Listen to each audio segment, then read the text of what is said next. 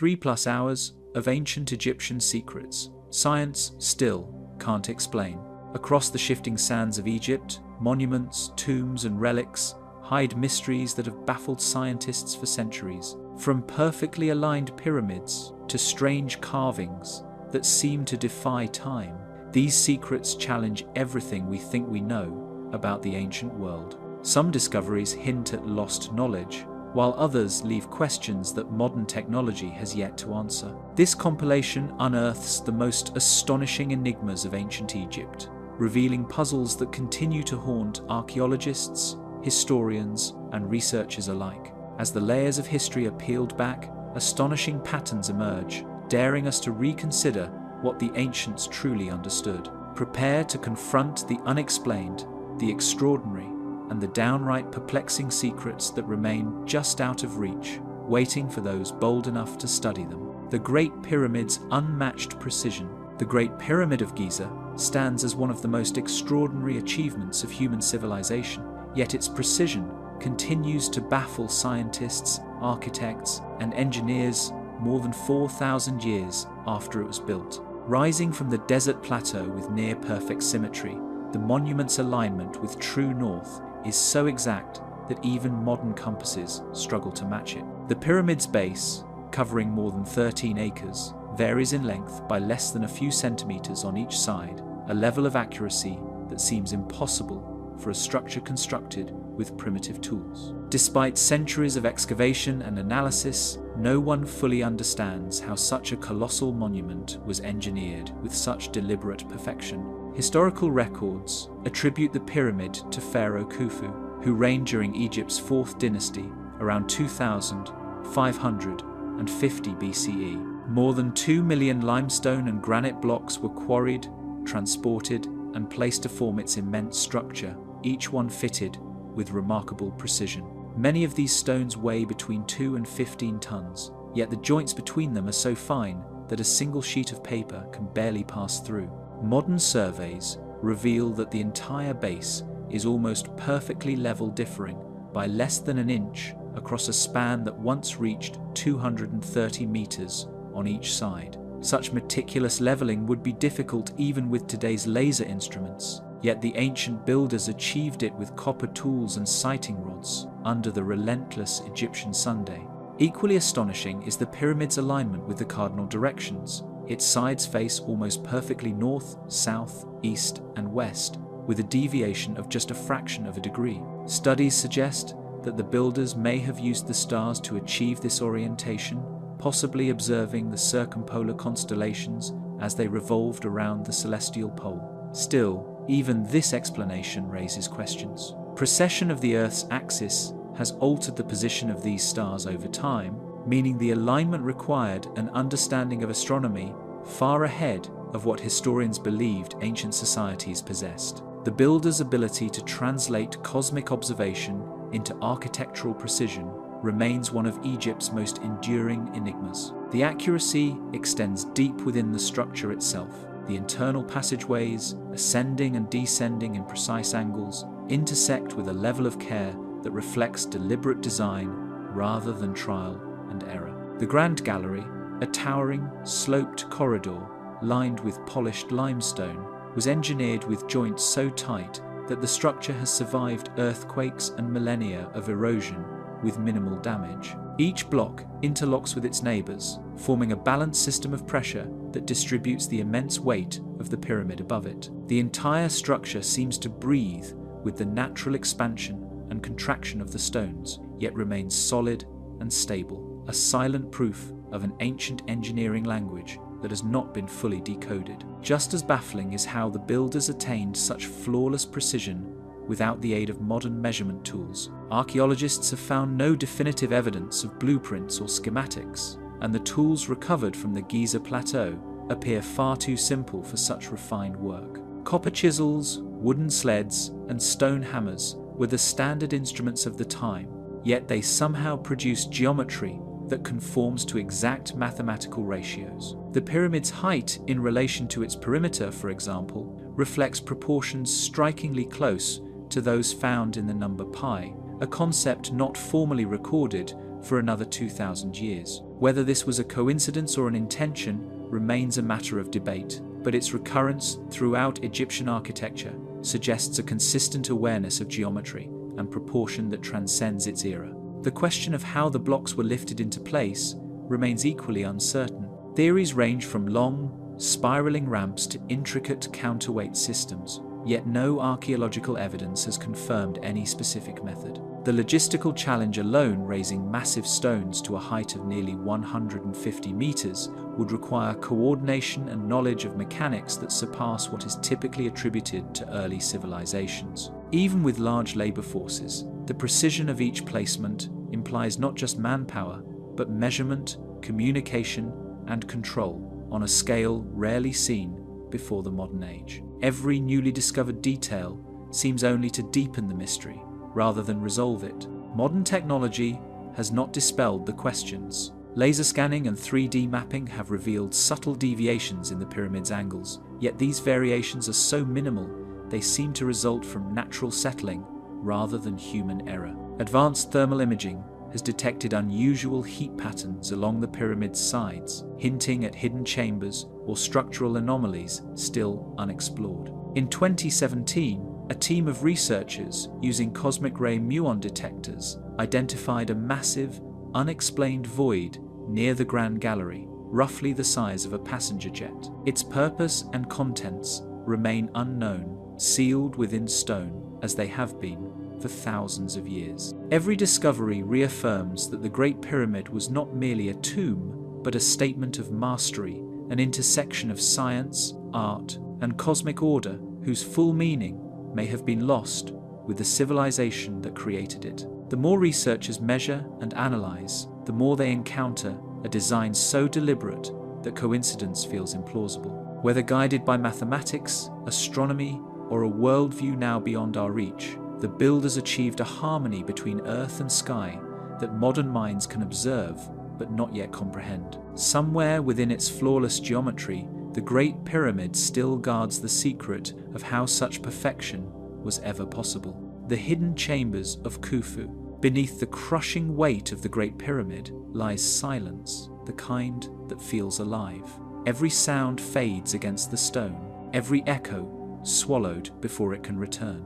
Within those narrow corridors and steep shafts, there is a sense of presence, as though the structure itself guards something unseen. For centuries, explorers have mapped and measured its interior, believing its secrets fully known. Yet the pyramid of Pharaoh Khufu continues to resist full understanding, keeping within its vast mass the possibility of hidden chambers never reached by human eyes. It was in the late 19th century that early explorers began to suspect the pyramid held more than its known passages. Their lanterns illuminated the same sloping corridors, first breached in antiquity, but small irregularities in construction and gaps in the masonry hinted at hidden voids beyond the visible walls. Some believed these cavities might contain treasures sealed away from tomb robbers. Others thought they were architectural features, part of the pyramid's immense system of weight distribution. Without tools to see beyond the stone, these theories remained confined to speculation,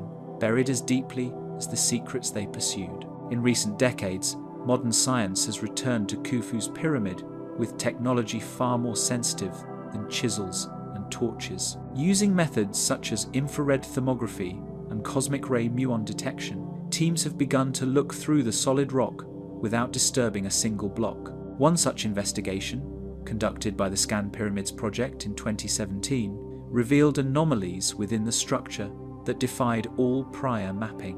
Where the limestone should have been solid, patterns of radiation revealed the unmistakable outline of an enormous void. What those scans detected was neither chamber nor corridor as previously understood.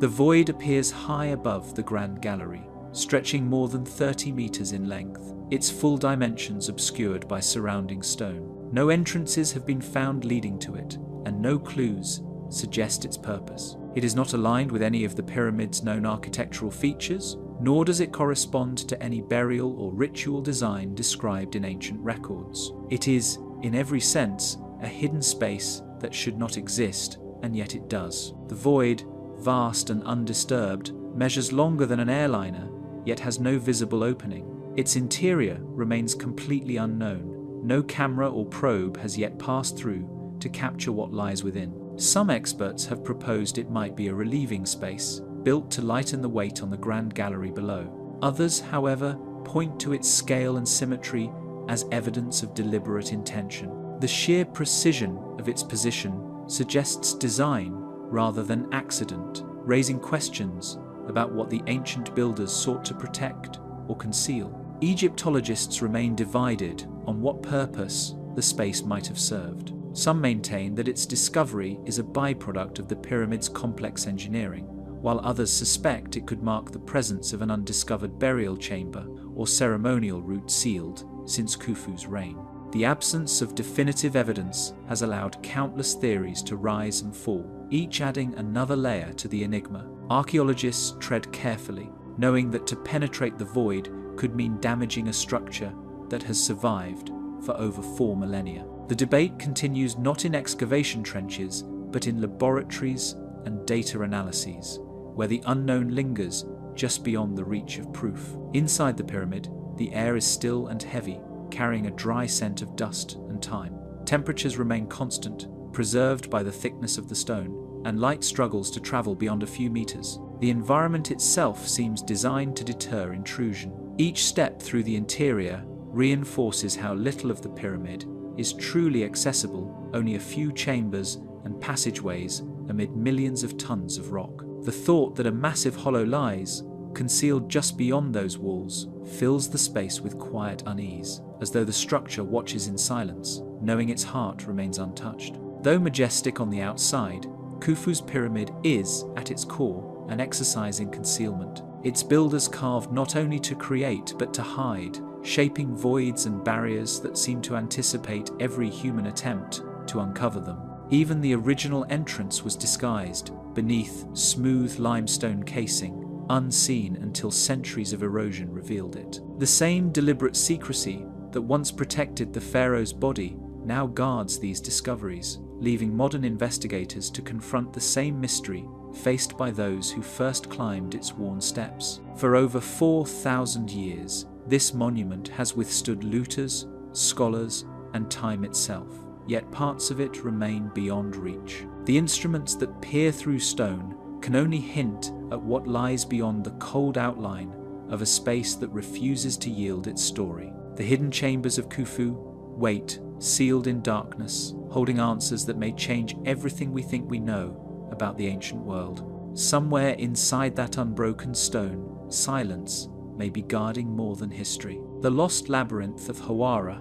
Centuries before the first European explorers reached the Nile basin, travelers from the ancient world spoke of a marvel that defied imagination. It was said to be larger than a city, built with halls and passageways so complex that none who entered could find their way without a guide. This was the Labyrinth of Hawara, a place described by ancient writers not as myth, but as something that once stood proudly under the Egyptian Sunday. Even today, the truth of what became of it remains one of archaeology's most perplexing mysteries. South of modern-day Cairo, near the Fayum oasis, lies the ancient site of Hawara. The landscape appears ordinary now, a flat, sun-scorched stretch of sand and stone, but long ago it was home to one of Egypt's most remarkable constructions. Built during the reign of Pharaoh Amet III in the 12th dynasty, around 1850 BCE, this vast complex was reportedly attached to the pharaoh's pyramid. Ancient records claim it contained thousands of chambers, all connected by winding corridors and secret courtyards. Yet, despite centuries of searching, no trace of such an immense structure has ever been confirmed. When the British archaeologist Flinders Petrie arrived at Hawara in the late 19th century, he was determined to uncover the fabled labyrinth. He carefully excavated what he believed to be the entrance, vast foundations and fragments of limestone paving that hinted at a once mighty building.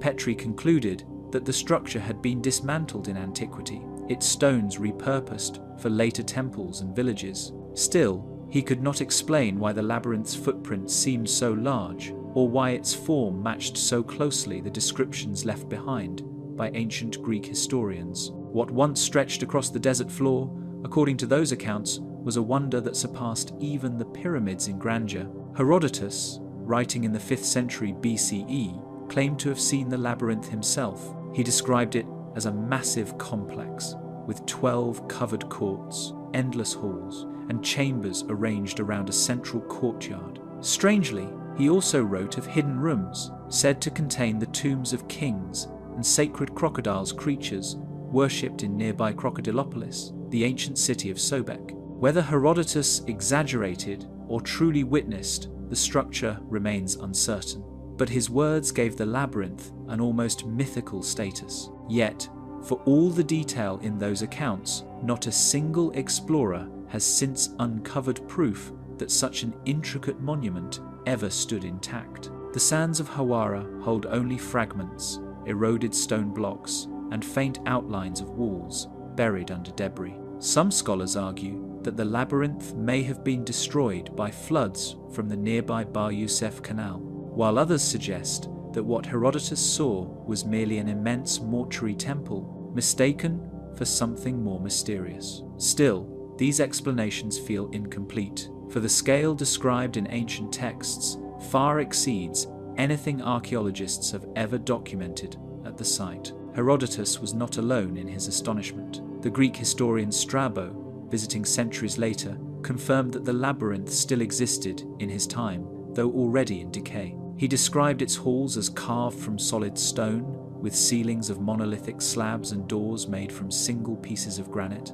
His writing paints the image of a place both architectural and spiritual, a monument designed not only to honor Amenemhat III, but to embody the order of the cosmos itself. If such a structure truly stood at Hawara, its disappearance represents not mere ruin, but an erasure so thorough that even its purpose has dissolved into uncertainty. Modern science has tried to follow the faint trail left by these witnesses. In recent decades, researchers using ground-penetrating radar have detected vast anomalies beneath the sand patterns, suggesting walls or chambers extending far beyond Petrie's recorded excavation zones. The results have never been fully published, and access to the site remains tightly controlled.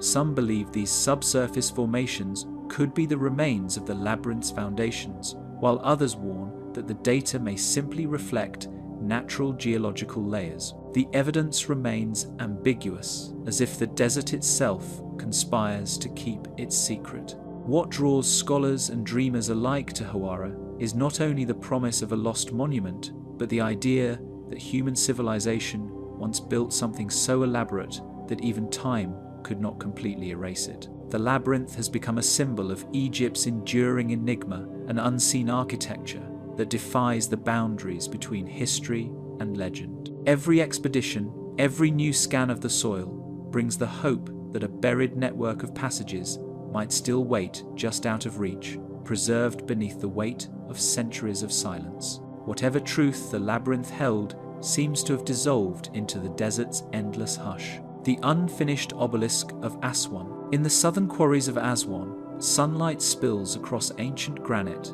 revealing the beginnings of what could have been Egypt's greatest monument. Carved directly into the bedrock, the unfinished obelisk lies frozen in time, a colossal ambition abandoned in silence. Had it been completed, it would have stood taller than any other obelisk in Egypt's long history, rising nearly 42 meters high and weighing over 1,000 tons, but the stone never left its cradle. Instead, a network of cracks splintered its base, halting the work forever and preserving a mystery that endures after 3,000 years. The obelisk's sheer scale forces a question that no inscription answers. How did ancient builders intend to move such an enormous slab of granite? Even the smaller obelisks that now decorate cities like Rome and Istanbul once required astonishing precision and strength to transport, yet the unfinished obelisk dwarfs them all. The granite was meant to be detached with copper tools and wooden wedges,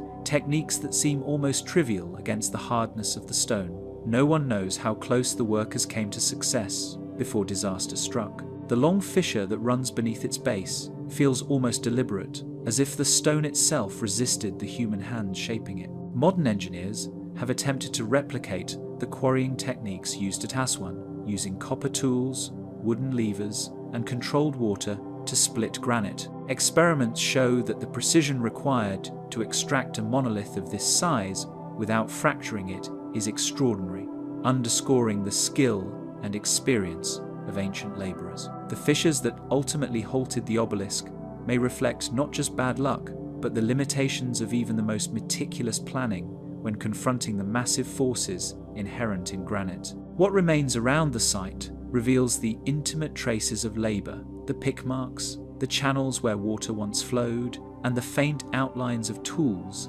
discarded centuries ago. These details bring the ancient workforce to life more vividly than any text could, but the silence surrounding their sudden departure is unbroken. No records describe what happened here. No temple relief celebrates the project. The unfinished state suggests urgency, perhaps even fear, as though something occurred that drove the workers away from the quarry altogether. The deeper one looks into the carved trench surrounding the monolith, the more the air seems to tighten with unanswered questions. For archaeologists, the obelisk provides rare insight into Egypt's methods of stoneworking, offering a direct glimpse of construction techniques frozen mid-process. Yet this knowledge only deepens the strangeness. Despite centuries of study, no one has confirmed precisely which pharaoh commissioned it. Some attribute it to Hatshepsut, the powerful queen who adorned Egypt with grand monuments, while others argue for a later reign. The uncertainty leaves the site suspended between reigns and centuries, a work that belongs to no one,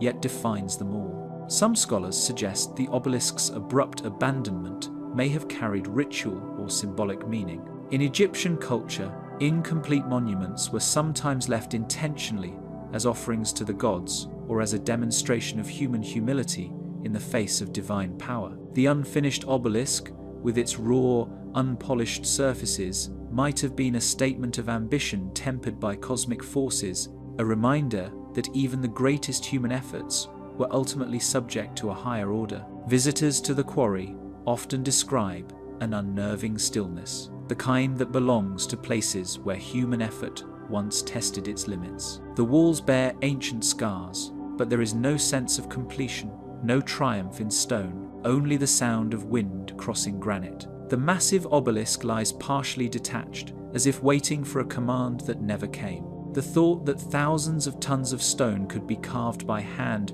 but never moved adds to its paradoxical presence, a monument both eternal and unfinished. What haunts the site most is the possibility that the failure was not mechanical, but human. The crack, deep and final, may have shattered more than the stone it might have broken the will of its builders. Some researchers believe it marked the end of large-scale quarrying in that part of Aswan, as if the gods themselves had intervened to remind mortals of their boundaries. Others see it as a symbol of ambition outpacing capability, a caution preserved in granite. Yet, these are only interpretations. The true reason for the sudden halt remains lost, buried under millennia of shifting sands and silence. At night, under the pale glow of the moon, the unfinished obelisk takes on another character entirely. Shadows emphasize its incompleteness, turning cracks into chasms and tool marks into wounds. It seems less a relic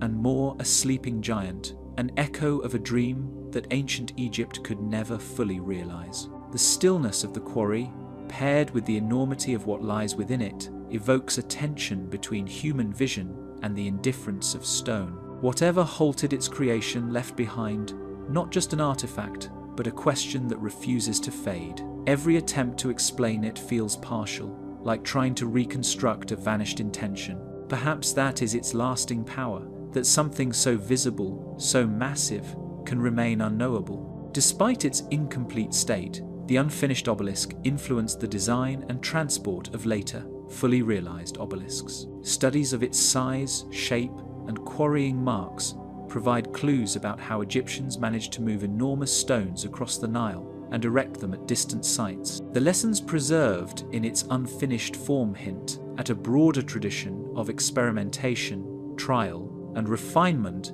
that underpinned Egypt's monumental architecture, an insight that continues to shape modern understanding of ancient engineering feats. Within the cracks of that ancient stone, an unfinished purpose continues to echo, longing to be understood. The Serapeum of Saqqara's granite boxes. Far from the open sands and sunlight of Saqqara, deep corridors cut into limestone conceal one of Egypt's most confounding creations, the Serapeum. The air grows colder as the passage descends, a silence so complete that even a whisper feels intrusive. It is here that archaeologists, led by Auguste Mariette in 1850, uncovered massive granite sarcophagi resting in long, echoing vaults. Each one was hewn from solid stone, polished to a mirror-like finish, and sealed in darkness for over 2 millennia. Yet the deeper question remains unanswered. How and why were these enormous boxes crafted with such unmatched precision in an age of copper tools and wooden sleds? Carved with an accuracy that defies simple explanation, the boxes dominate every chamber they occupy. Some stretch over 13 feet long, weighing between 70 and 80 tons, their lids alone rivaling the mass of modern trucks. Their inner walls are smooth to the touch, cut at right angles so sharp they appear as if machined. When engineers measured the corners, they found deviations smaller than the width of a human hair. The granite,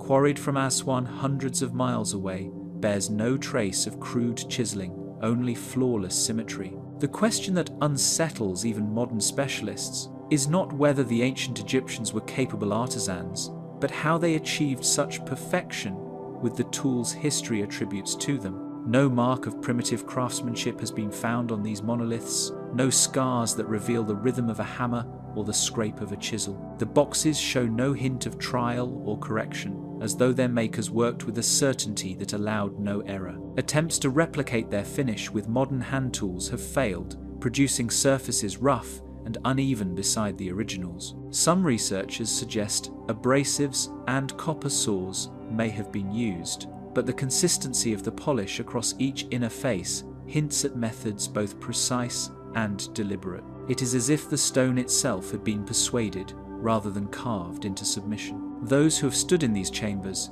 describe an almost disorienting stillness. Sound seems to vanish against the granite, absorbed rather than echoed. The corridors twist through darkness until the black mass of a sarcophagus looms into view, its edges catching the faint light of a torch like distant water. For many, the experience borders on the unreal. These are not tombs for kings or monuments to power, but silent enclosures whose scale and finish feel at odds with their supposed purpose. Even after decades of study, the Serapeum retains an atmosphere that resists familiarity, as though time itself refuses to settle in these vaults. Records from the Ptolemaic period identify the Serapeum as the resting place of the sacred Apis bulls, revered animals believed to embody divine power. Each bull was ceremoniously buried here after death, its remains sealed within one of the granite boxes. Yet this explanation leaves gaps that widen with scrutiny. Why construct containers of such overwhelming size for a single animal? Why transport stone from quarries so distant when local limestone would have sufficed? The precision, scale, and engineering effort invested in the Serapeum seem disproportionate to ritual necessity, hinting that the site's purpose may have extended beyond mere burial. Still, the construction poses riddles that challenge both logic and physics. Moving each sarcophagus through the narrow tunnels would have required control over balance and weight distribution that surpasses many modern lifting techniques. The ceilings above show no evidence of collapse or reinforcement, suggesting the builders planned every inch of space with mathematical certainty. Even with advanced technology, maneuvering such masses without cracking or misalignment would demand extraordinary care. Yet somehow, these ancient workers achieved it under the flicker of torchlight and the hum of silence. Each box now rests where it was left, untouched since antiquity, its lid shifted slightly ajar, as if mid-ritual. Inside, no inscriptions mark the walls, no hieroglyphs celebrate gods or pharaohs. They stand mute, indifferent to centuries of speculation. Archaeologists debate whether they were ever truly used for burial at all, since many were found empty, their interiors flawless and bare. Others suggest the missing contents were long removed, leaving behind only the vessels as a reminder of something far more profound than death rites. Light from a single torch reveals reflections across their interiors, so smooth they distort the flame, bending its image along the curvature of the stone. The effect is hypnotic granite, polished so finely it responds like glass. Even the faintest vibration seems amplified by the chamber's geometry, creating the illusion of a living pulse within the stone. Whether by design or accident, the boxes interact with light and sound in ways that feel deliberate, almost architectural in intention. Perhaps the silence that fills these corridors is not emptiness at all, but the echo of a purpose time has forgotten to explain. The Great Sphinx and its hidden passages. Under the gaze of the desert sun, the Great Sphinx of Giza has endured for thousands of years, its massive limestone body crouched between the pyramids, like a sentinel from another age. The wind has carried away countless stories since its construction, yet the Sphinx remains motionless, its expression frozen in both majesty and silence. Scholars have debated its origins for centuries, some linking it to Pharaoh Khafre, others suggesting it predates even the pyramids themselves. Whatever its true age, the monument's sheer presence commands a reverence that time cannot erode, as though it watches over secrets too vast for any civilization to claim.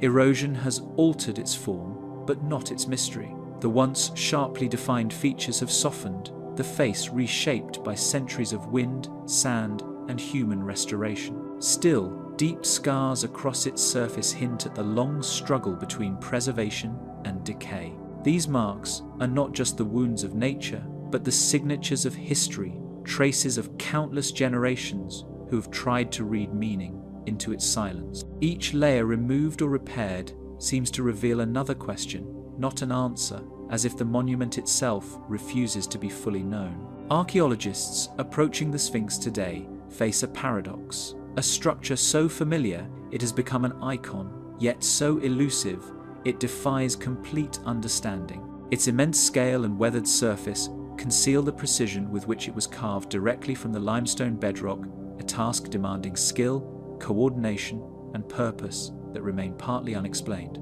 Surveys and excavations have mapped much of its visible form, but every attempt to understand its inner architecture only deepens the sense that what stands above the sand is merely part of something larger. Beneath that calm exterior lies a geological puzzle that resists both tools and theory.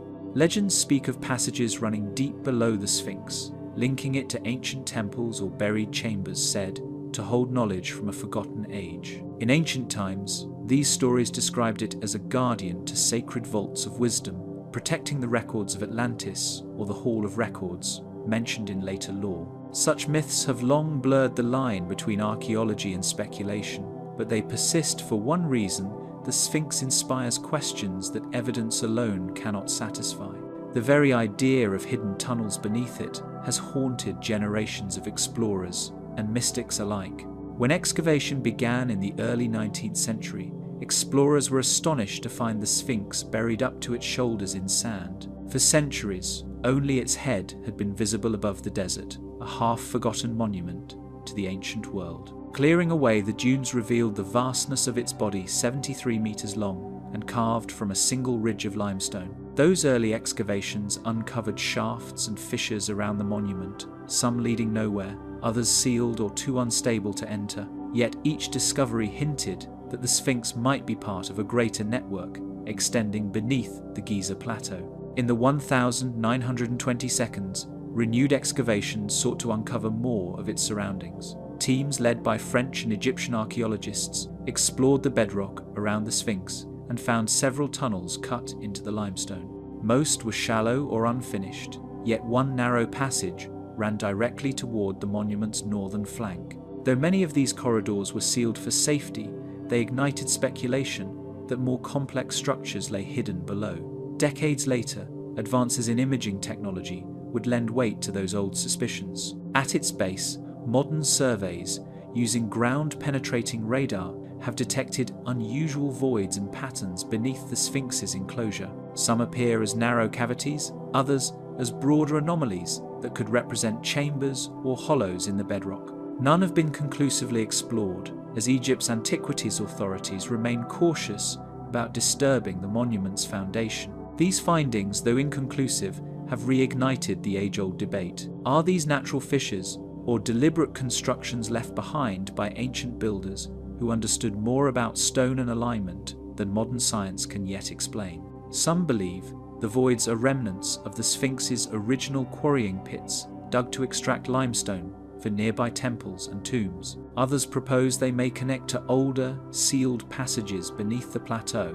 part of an underground system linking the pyramids, the Valley Temple, and the Sphinx itself. Egyptian officials have often dismissed such claims, emphasizing the need for verified evidence. Still, the very existence of these unexplored spaces ensures the mystery endures. Every new scan or excavation seems to offer a glimpse into something just out of reach, a truth withheld by time. As the wind drifts over its eroded face, the Sphinx continues to keep its hidden story sealed within the sands of memory. The erosion debate of the Sphinx. For over a century, Egyptologists have studied the Great Sphinx as a monument to human ingenuity, a symbol of the power and vision of the pharaohs. Carved from the bedrock of the Giza Plateau, it has watched the rise and fall of kingdoms, its weathered face enduring centuries of scorching heat and drifting sands. To many, it is an image of permanence, a guardian unmoved by time.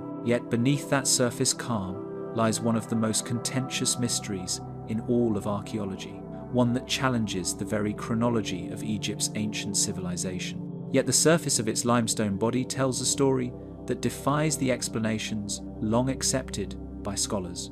Deep vertical grooves cut across its enclosure walls. Unlike the horizontal erosion caused by centuries of desert wind, these patterns seem to ripple like watermarks, soft and rounded, as if shaped not by arid air, but by rain that fell in a climate long vanished. For those who have studied such details closely, the stone itself appears to whisper of storms that swept over Egypt thousands of years before the Sahara became the desert we know today. In the early 1990 seconds, a new voice reignited the debate and brought the Sphinx into modern controversy. Robert Schoch, a geologist from Boston University, examined the monument and concluded that the patterns of wear could not be explained by mere sand and wind. His analysis suggested a far older age, possibly dating back to a time when Egypt's climate was wetter, millennia before the reign of Pharaoh Khafra, who is traditionally credited with commissioning the monument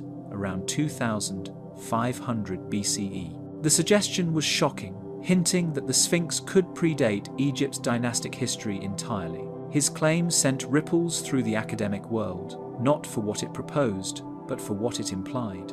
If the Sphinx truly bore evidence of water erosion, it meant that its builders lived in an era for which there was no written record, no known pharaoh, and no confirmed civilization advanced enough to carve a monument of such magnitude. It was not merely a question of geological dating, it was a challenge to Egypt's entire historical framework. For archaeologists who had long tied Egypt's monuments to the progression of its dynasties, the theory seemed to unravel the foundations of their discipline. Critics countered with intensity, arguing that Schoch's conclusions ignored the power of time, temperature, and sand. Egypt's climate, they contended, can carve stone in ways that mimic water's touch. The Sphinx's enclosure, they added, creates microclimates where moisture condenses from desert fog or rare rainfall, creating patterns easily mistaken for ancient weathering. Egyptologists maintained that every known artifact, every inscription, and every contextual clue pointed to Khafre's reign as the monument's true origin. The erosion, they said, was simply the mark of 4,500 years of exposure, not a sign of forgotten ages. Across the Sphinx's enclosure, the evidence remains open to interpretation. The grooves cut through its limestone walls like the pages of a book written in an unknown language. To some, they record the passage of water through a long-lost epoch. To others, they are scars from natural exfoliation, the breaking away of soft stone under centuries of strain. The Sphinx's body itself reveals different stages of weathering, with the lower portions more eroded than the upper, an observation that only deepens the confusion, as each layer seems to belong to a different story of time. Even advanced scans and imaging have failed to end the debate. Ground-penetrating radar and 3D mapping have revealed hidden fractures and voids beneath the Sphinx's body, but not the answers to their origin. These technological efforts, meant to clarify the mystery, have instead multiplied it, showing that nature and human craftsmanship have intertwined in ways still not fully understood. Every discovery adds detail to the puzzle, yet none bring finality. The Sphinx seems to resist certainty, as though its very surface were designed to provoke disagreement. For many researchers, the erosion debate reflects a deeper conflict one between observation and belief. It reveals how the human need for explanation often collides with the patience that true mystery demands. Some see in the Sphinx's weathered contours a relic of forgotten epochs. Others see only the stubborn endurance of stone shaped by nature's hand. But for all sides, the debate has transformed the Sphinx from a static monument into a living question, one that changes shape with every new argument. As the sun sets over the Giza Plateau, its rays stretch across the Sphinx's furrowed face, tracing shadows through grooves that no theory can fully claim. Each mark a quiet reminder that even stone can keep secrets time refuses to surrender. The mysterious star shafts of the Great Pyramid. From deep within the Great Pyramid's heart, narrow passages cut through solid stone, ascending toward the heavens in lines so precise they seem guided by something beyond simple engineering. These slender openings, known as the star shafts, were not made for human passage, yet their placement and orientation appear deliberate, purposeful, and filled with meaning. To this day, they remain one of the pyramid's most debated enigmas, connecting the tomb's darkness to the constellations that ancient Egyptians once revered. Centuries of desert wind have brushed across the pyramid's face, but inside, these shafts preserve a stillness untouched by time. Each one measures only a few hand spans across, barely large enough to fit an arm, yet they stretch for dozens of meters through dense limestone before vanishing into hidden chambers. Their precision defies chance. Every angle, every intersection with the pyramid's core suggests an intention lost to modern understanding, a message written in geometry rather than words. When explorers first mapped these passages in the 19th century, the mystery deepened. The Queen's Chamber was found to contain 2 sealed shafts, both angled upward, yet ending abruptly before reaching the outer surface. In contrast, those from the King's Chamber opened outward, pointing towards specific stars known to the ancients. Such details hinted at something more than ventilation or decoration. They suggested alignment, perhaps a symbolic pathway between Earth and the divine. Astronomers who examined the angles soon recognized a pattern that connected the shafts to Egypt's cosmic beliefs. The southern shaft of the King's Chamber pointed toward Orion's belt, long associated with Osiris, god of the afterlife. The northern one aligned with Thuban, the pole star of that distant age, a celestial marker of eternity.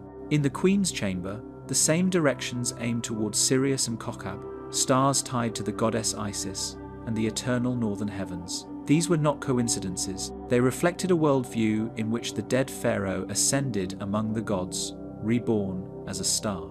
Over the millennia, the shaft's orientations would have shifted slightly, a subtle consequence of the Earth's axial precession revealed through astronomical modeling. This suggests that the builders were not only aware of the stars' positions at the time, but may have accounted for long-term celestial movement, embedding a form of astronomical foresight in stone. The precision needed to align narrow shafts with stars over such vast distances points to knowledge that rivals modern surveying techniques. Debate over their function grew fiercer as evidence mounted. Some scholars insisted they were purely symbolic, conduits for the pharaoh's spirit to rise skyward. Others argued they had a practical role, perhaps allowing air to circulate during construction or ritual purification.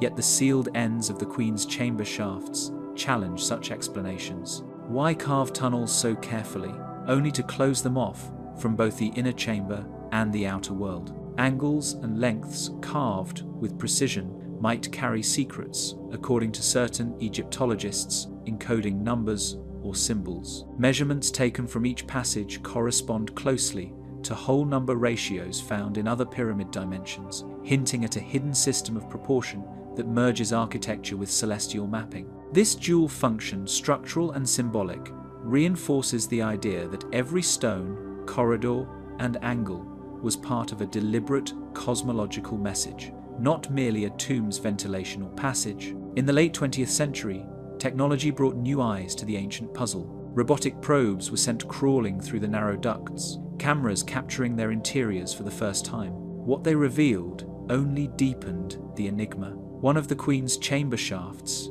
ended at a small limestone door, fitted with copper handles that appeared deliberately crafted. Beyond it, another void, a second door, was later found, separated by a narrow cavity.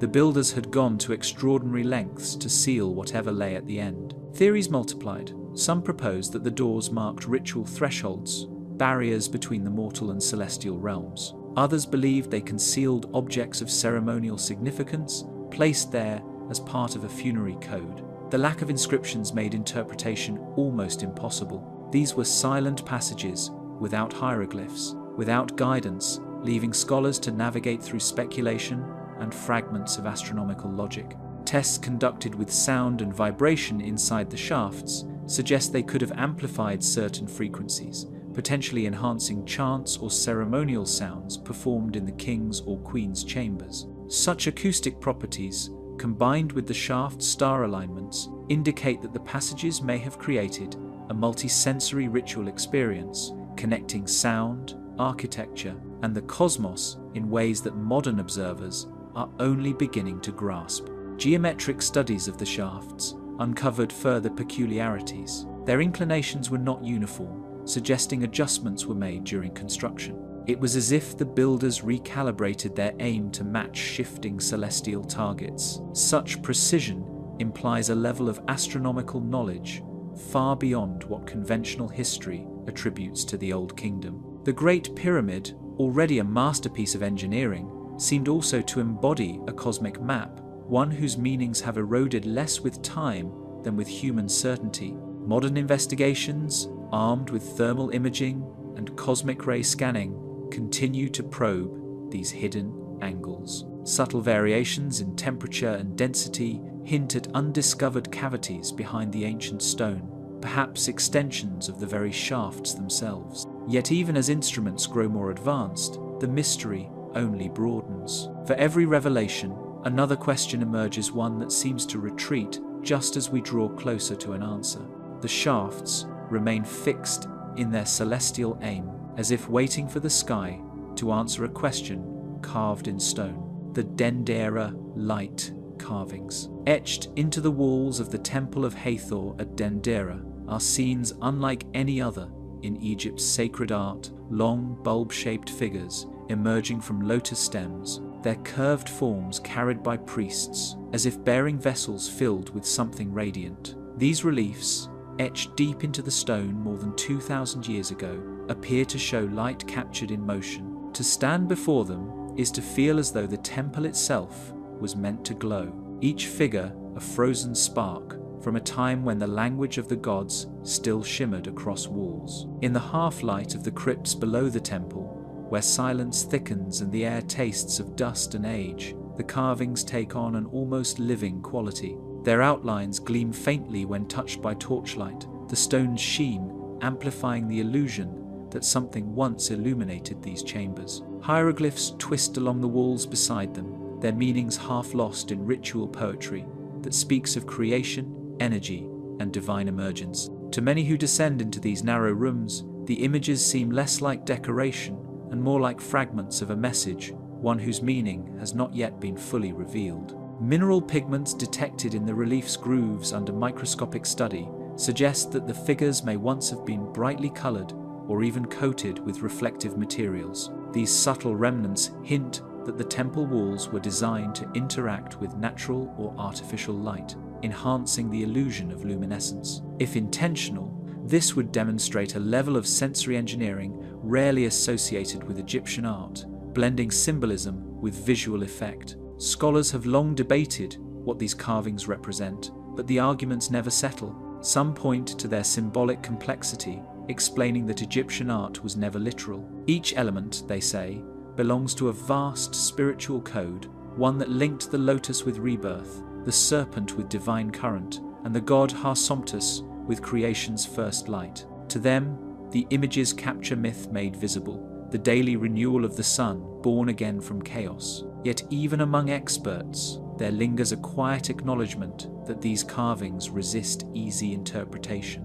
Some Egyptologists interpret the shapes as cosmic diagrams. In their reading, the bulbs are lotus flowers stretched into sacred geometry, their elongated forms representing the sky's curve or the flow of cosmic energy through the universe. The chords that connect them, they argue, symbolize the line between earth and heaven, an invisible conduit linking humanity to divine power. This view holds tightly to religious tradition, preserving the carvings as metaphor rather than mechanism, poetry rather than technology.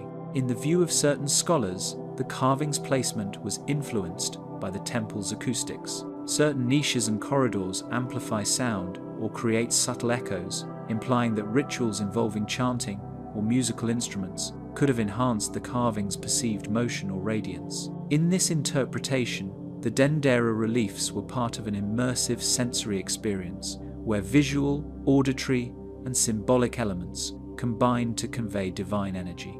Others see something more startling forms that resemble glass bulbs, complete with filaments and power sources, leading to claims of knowledge far ahead of its time. In these interpretations, the figures holding the lamps are not merely priests, but technicians of a forgotten science, keepers of a technology erased by history. Such ideas have found life among those who believe ancient civilizations may have reached heights of understanding later lost to the ages. Though most archaeologists dismiss these comparisons as modern projection, the images remain undeniably evocative, as if drawn to invite speculation. Photographs taken in the early 20th century magnified details unseen by the naked eye. Grooves along the interior of the shapes, once dismissed as stylistic lines, appeared deliberate, almost like the ridges of a glass surface. These images fueled decades of debate, circulating through museums, books, and private collections, each reproduction deepening public fascination. The more the reliefs were studied, the more ambiguous they became, their mystery expanding with every attempt at explanation. Experiments by enthusiasts in recent decades have tried to replicate the so-called Dendera light. By shaping glass tubes to match the carvings and running current through them, some managed to create a faint glow, convincing enough to ignite curiosity. The demonstrations were dramatic but incomplete, for they could not explain how such knowledge would have existed or vanished in ancient Egypt. Still, the idea lingered. Could the ancients have understood principles that modern science only rediscovered millennia later?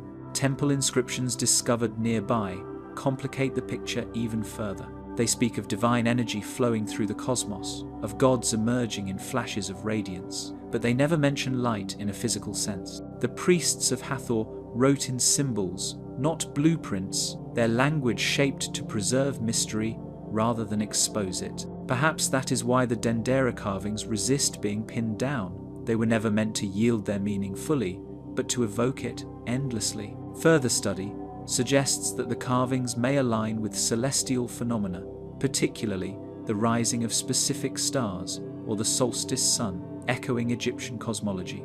The lotus stems and elongated forms may represent cosmic channels or conduits, mapping the flow of celestial power into the earthly realm. This perspective connects the artwork to the broader Egyptian tradition of aligning sacred architecture and art with the heavens, reinforcing the possibility that the carvings encoded knowledge of cycles beyond mere decoration. Whether symbolic or misunderstood, the carvings at Dendera radiate a quiet enigma, an image both ancient and familiar, whispering through stone as if light itself once spoke. The pyramid texts hidden mathematics, inscribed across the limestone walls of Saqqara's pyramids. A cascade of hieroglyphs tells the oldest religious story known to humankind. These are the pyramid texts' prayers, invocations, and spells etched into the chambers of kings long before the Book of the Dead existed. To most who gaze upon them, the carvings appear to be words of devotion, poetic in rhythm and divine in tone. Yet beneath their spiritual veneer, some scholars sense something far more deliberate, a structure of thought bound not only to faith, but to mathematics. What first appears as sacred poetry soon reveals a precision that defies chance. The arrangement of verses, the intervals between certain phrases, and the repetition of key symbols seem to follow rules beyond liturgy. Certain hieroglyphs appear in rhythmic cycles, forming a subtle numeric cadence. The ancient scribes who chiseled these lines into stone may not have been composing prayers alone. They may have been encoding a system of proportion, one that mirrors the architecture standing above them. Each verse follows a pattern not of devotion, but of design. The orientation of the texts within the burial chambers of Unas and Teti corresponds closely with the cardinal directions of the pyramid itself. Some lines align with specific walls, hinting that their placement held more than decorative intent. Scholars who mapped the inscriptions in detail noticed that the distances between repeated symbols often fall into geometric ratios, fractions, that resonate with the dimensions of the pyramid's base and height. At first, early excavators believed these repetitions were merely ritual formulas, a rhythmic device meant to aid in the recitation of funerary rites. It was only with modern surveys that the alignments began to appear too consistent to dismiss. The symmetry of the hieroglyphic blocks, the measured spacing of certain key phrases, and the deliberate placement of royal names suggested planning that extended beyond theology. The pyramid texts, it seemed, might serve a dual purpose: to guide the soul of the king and to preserve an ancient code of measure. Closer examination reveals that certain hieroglyphs repeat in patterns reflecting not only the golden ratio, but also other sacred constants, including multiples of pi and simple harmonic proportions. These sequences often appear at intervals corresponding to structural elements within the pyramid, suggesting that scribes encoded measurements that aligned both with architectural features and celestial observations. Such integration of number, space, and text hints at an advanced conceptual framework where math and spirituality were inseparable. Hidden ratios begin to emerge: 3 to 2, 1 to 1. 618 numbers that echo the geometry of the pyramids themselves. The golden ratio appears in the proportions of the Unas chamber, its vertical and horizontal measures forming a near-perfect expression of that timeless mathematical constant. Within the carved spells, sequences of repetition occur precisely at intervals that match the same ratio. If intentional, the implication is staggering, that the architects and scribes of the 5th and 6th dynasties work together to fuse architecture, religion, and mathematics into one sacred blueprint. Mapping the texts in 3 dimensions uncovers additional correlations. Inscriptions on angled walls or in niches often correspond to specific axial lines, corners, or chamber heights. In some cases, symbols marking the pharaoh's name coincide with points where the pyramid's geometry subtly shifts, as though the words themselves were anchors for the structure's mathematical design. This interplay between text and space implies that scribes and architects collaborated closely, creating a multi-dimensional blueprint that fused sacred word, measurement, and stone. Even more unsettling is how these numerical sequences appear to predict cosmic alignments. When the texts are charted against the night sky, as it would have appeared in 2300 BCE, several passages referencing the king's ascent correspond to the rising of Orion's belt and the heliacal rising of Sirius, both vital markers in Egypt's calendar. The words of resurrection and flight seem timed with celestial motion, as if the pyramid itself were not a tomb, but an instrument of stellar rebirth, tuned through proportion and verse. It has been proposed by some Egyptologists that the numerical encoding may have served a functional role in rituals, guiding priests through ceremonial sequences aligned with astronomical events. As the sun and stars moved across the sky, the ratios embedded in the texts could have dictated timing, orientation, or positioning during funerary rites, effectively turning the pyramid into a mechanical calendar or cosmic observatory. If so, the pyramid texts were not merely symbolic, they were operational, a tangible interface between the earthly and celestial realms. Some researchers suggest the scribes of Unas encoded the architecture of heaven into stone. The pharaoh's journey was measured in both spirit and number, each symbol a coordinate, each phrase a calculation. Through mathematical harmony, they sought to merge the mortal and the cosmic. Whether the scribes understood the equations they carved or simply followed inherited instructions remains unknown. Yet, the precision suggests purpose, an ancient intelligence that perceived mathematics as sacred language. As digital analysis deciphers patterns invisible to the naked eye, software now traces statistical symmetries across hundreds of lines of hieroglyphs. Repetitions that once seemed random now cluster around key numerical thresholds. Scholars find recurring ratios embedded in the spacing of glyph groups, the lengths of verses, and even the frequencies of certain words. To those searching for the origins of Egyptian geometry, these discoveries hint that the pyramid texts may contain the earliest coded expressions of mathematical law. It raises a question scholars hesitate to voice aloud. Did the ancient Egyptians view mathematics not as an abstraction, but as the divine itself? If their gods were born from order, then perhaps these texts were not simply prayers, they were formulas for cosmic balance, carved into the walls to preserve harmony between heaven and earth. Each number, each symbol, was both worship and equation, bound by faith and precision. Between the lines of the oldest prayers, a hidden order still waits to be read. The jade pillar's unknown function. In temple reliefs and ritual scrolls, a single symbol recurs tall, ribbed, and crowned by horizontal lines that seem to divide its body into layers. The jade pillar, instantly recognizable, yet endlessly debated, has stood as one of Egypt's most enduring enigmas. It appears carved beside pharaohs, raised during festivals, and clasped by gods, its form suggesting stability and divine order. But what exactly this symbol represents, or once did, remains clouded in mystery. Across dynasties, the jade's meaning seemed to shift, yet its form endured unchanged. From the Old Kingdom through the reign of Ramses, it appeared on sarcophagi, temple walls, and funerary relics. Its persistence suggests more than mere tradition. It hints at a lost function or knowledge that the ancients preserved through ritual.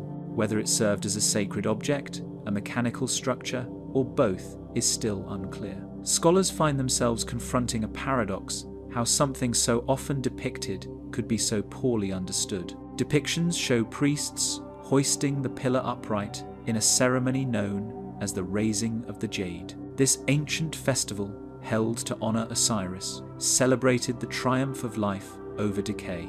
The act of lifting the pillar symbolized resurrection, the renewal of cosmic balance, and the promise that the sun and Egypt would rise again. Yet the precision of these scenes, from the way ropes are drawn to the positioning of each participant, suggests more than ceremonial art. The jade is not simply symbolic. It looks constructed, designed to stand, bear weight, and serve a purpose. Etched patterns across ancient replicas reveal a precision that suggests more than decoration. Some feature parallel grooves too consistent to be random, as though they once held components of an unknown mechanism. The material composition, often copper, gold, or stone, hints that it may have been both functional and sacred. In some depictions, the jade connects to the was scepter, a symbol of power, forming a structure that might have been assembled or raised with deliberate engineering intent. Yet without surviving examples beyond carvings and fragments, the object's true role has vanished into speculation. Ancient texts speak of the jade as the backbone of Osiris, the god of rebirth and eternity. In this sense, it represented the enduring structure of the universe, the force that holds life upright. The imagery was powerful, Osiris's spine standing firm after death, restoring divine order to a fractured world. But if this were only a metaphor, why did the Egyptians treat it with the precision of an instrument? Why were its proportions consistent across temples and dynasties, as though they were adhering to a measured design rather than symbolic inspiration? Hidden within that sacred metaphor lies a detail few discuss. Its shape mirrors a crafted device, not a mere emblem. Some researchers note that the pillar's base resembles insulation columns or even early electrical components, though no ancient text supports this interpretation. Still, the recurring ribbed form, always drawn with mathematical regularity, continues to invite technical curiosity. To the Egyptians, form was function, and symbols often encoded the workings of the cosmos. If the jade had an earthly application, it may have been concealed in this union of art and machinery. In later temples, the jade appears paired with other symbols, the ankh, the waz scepter, and the scarab. Together, they form an esoteric trinity of life, power, and resurrection. Their arrangement varies from site to site, yet the jade remains the axis around which the others are organized. It is often depicted as being stabilized or energized, suggesting a central role within a larger system of ritual and meaning. This deliberate positioning deepens the puzzle: why elevate this one pillar to such prominence unless it served as more than an artistic flourish? Recent analyses of jade artifacts reveal proportions too deliberate to be accidental. The spacing between each horizontal band aligns with mathematical ratios found in other Egyptian architecture, such as the proportions of temple columns and sacred chambers. Some Egyptologists propose that these dimensions carried hidden numerological value, a geometric code connecting human structures to cosmic order. Others remain cautious, noting that the jade's consistency might stem from religious convention rather than scientific knowledge. Yet, even this restraint cannot fully explain the intentional symmetry present in every known rendering. Debate continues among researchers who find themselves split between faith and function. To some, the jade is the ultimate religious icon, embodying strength, stability, and eternal life. To others, it represents something far older, a relic of an unknown craft, perhaps a ceremonial device from a forgotten age of experimentation. The more it is studied, the less it reveals, as though the knowledge once bound to it has been deliberately obscured. Its purpose seems to vanish just as understanding draws near, like a message written in light and lost to time. Even now, its purpose remains suspended between the sacred and the scientific, neither fully claimed nor fully understood. The tomb of Osiris beneath Giza. Rumors first surfaced of a buried chamber deep beneath the Giza plateau in the late 1992, when fragments of an ancient legend began circulating among Egyptologists and local workers. The story told of a subterranean hall said to guard the tomb of Osiris, the god of the underworld, and for years it was dismissed as a symbolic myth, a metaphor for Egypt's spiritual landscape rather than a literal structure. But in 1999, when a joint Egyptian-Italian team, led by archaeologist Zahi Hawass, began probing beneath the sands near the causeway of Khafra's pyramid, something unexpected emerged: a carved shaft descending into the rock itself. When the first entrance was cleared, silence poured from the earth. Beneath the plateau's surface, the explorers uncovered a network of descending passages lined with massive limestone blocks, their surfaces slick with condensed moisture. Narrow stairways led downward toward an ancient void, each step echoing like a heartbeat against the stone. The air grew heavier as they moved deeper, and traces of water shimmered along the lower walls, suggesting that this chamber had once been flooded or sealed from light for centuries. Stone corridors descended into chambers untouched since Egypt's dawn. The walls bore faint traces of pigment, and in the flicker of artificial light, faint hieroglyphs appeared, many incomplete, some deliberately erased. At the base of the lowest passage, the team encountered a vast cavity filled with dark, still water. It seemed to mirror the ceiling perfectly, as though reflecting the world above, and from its depths rose a rectangular platform of black granite. For the first time, the myth of an underground hall began to take on the weight of reality. At the lowest point, explorers found a hall filled not with air, but water. Pumping systems were brought in to drain the chamber, revealing stone steps descending into what appeared to be a subterranean complex. The largest central pit held a sarcophagus-like structure carved from a single block of basalt. Around it stood pillars arranged in a near-square pattern, their surfaces inscribed with faint, almost dissolving symbols. Some believed this layout resembled ancient depictions of the Isle of Flame, a realm from the Osirian mysteries, described as resting between the worlds of the living and the dead. Resting on a platform of black granite, a sarcophagus lay sealed, as if against intrusion. Its lid was unadorned, except for a shallow recess at its center, and no human remains were found within. Instead, it held nothing but silt and traces of ancient water signs that the chamber had been submerged for untold centuries. The precision of its placement and the immense effort required to carve and position such a monument underground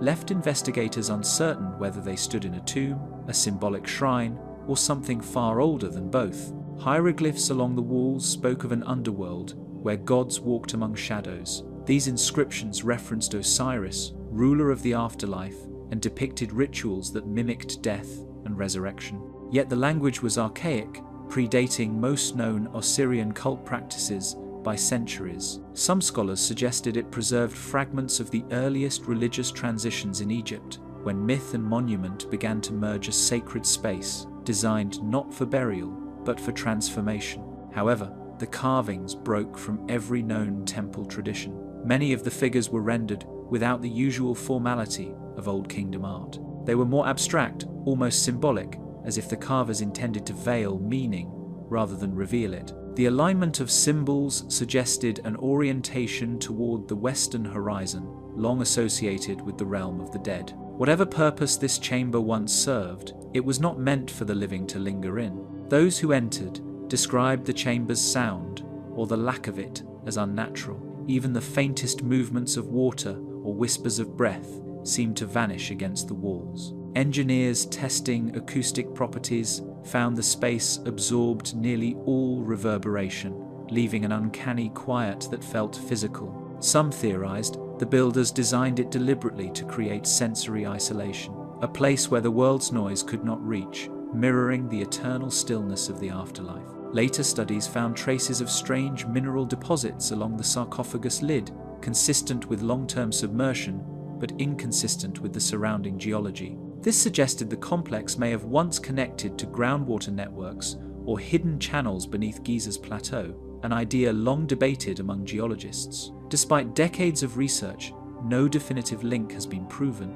The site remains closed to the public, sealed again under layers of sand and security, its silence restored. And so, below the vast and timeless horizon of Giza, the tomb of Osiris endures veiled in darkness, waiting for an answer no one is yet ready to uncover. The Saqqara bird enigma. Amid the relics of Saqqara's vast necropolis, a small wooden figure once lay unnoticed among countless offerings and fragments of the dead. Discovered in 1898 by French archaeologist Victor Leray, it measured little more than a handspan across delicate, carved from sycamore, and aged by the centuries into a muted shade of gold. Catalogued without ceremony and stored within the Egyptian Museum of Cairo, it might have remained a footnote in Egypt's immense archaeological record had its shape not invited the kind of scrutiny that ancient objects rarely escape once curiosity takes hold. Measured against the grandeur of Egypt's monuments,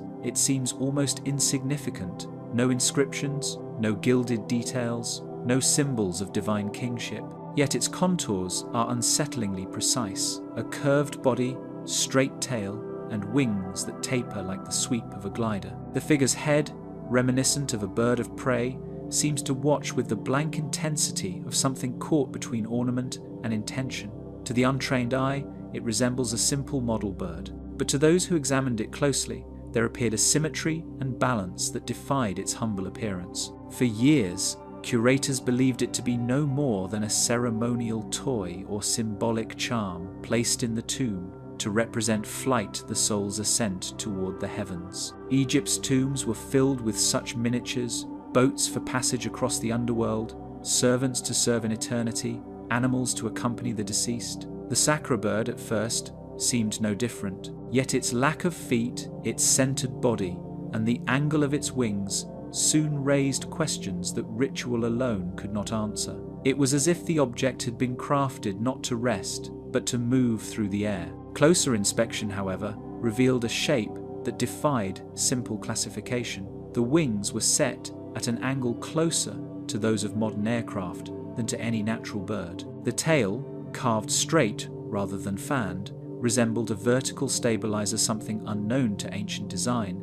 but fundamental to aerodynamics. Such details were too deliberate to dismiss as coincidence. The more the model was examined, the more it seemed to whisper of knowledge far ahead of its time. In the 1,960 seconds, renewed attention from engineers reignited the debate. Dr. Khalil Messiha, an Egyptian physician and amateur archaeologist, proposed that the Saqqara bird could represent an early understanding of flight mechanics. To him, it was not a toy, but a prototype, perhaps even a scale model of a glider. His claim, though controversial, gained brief traction within academic circles, enough to draw physicists and aviation specialists into the conversation. Could it be that ancient Egypt once toyed with the principles of lift and drag? Tests on replicas showed a balance and symmetry beyond mere decoration. When light modern adjustments were made, such as adding a stabilizing tailplane, the model displayed aerodynamic potential. Some trials suggested that with minimal modification, it could sustain short glides. Though these findings were limited and speculative, they fed a growing sense of unease. The possibility that ancient artisans may have intuited the form of flight centuries before its rediscovery challenged assumptions about what was possible in early Egypt. Closer inspection at the microscopic level has revealed faint grooves along the underside of the wings, subtle traces that suggest the Saqqara bird may have been designed with airflow in mind. These tiny details, invisible to the naked eye, hint that its creators understood principles of balance and lift long before the concept of aerodynamics would be formally recognized. Whether intended as a prototype, a symbolic model, or both, the precision carved into this small figure continues to confound researchers, leaving the question of its true purpose suspended in time. Others looked not to science, but to symbolism. The jade pillar represented stability, the ankh, life. Perhaps the Saqqara bird, too, was an emblem, one whose deeper meaning had been lost through time. In Egyptian belief, the soul, or Ba, was often depicted as a bird with a human head, capable of traversing between worlds. The wooden figure, then, might embody this concept, its straight tail serving not as an error of design, but as a symbol of spiritual direction. To those who viewed it through a religious lens, its mystery was not mechanical, but metaphysical.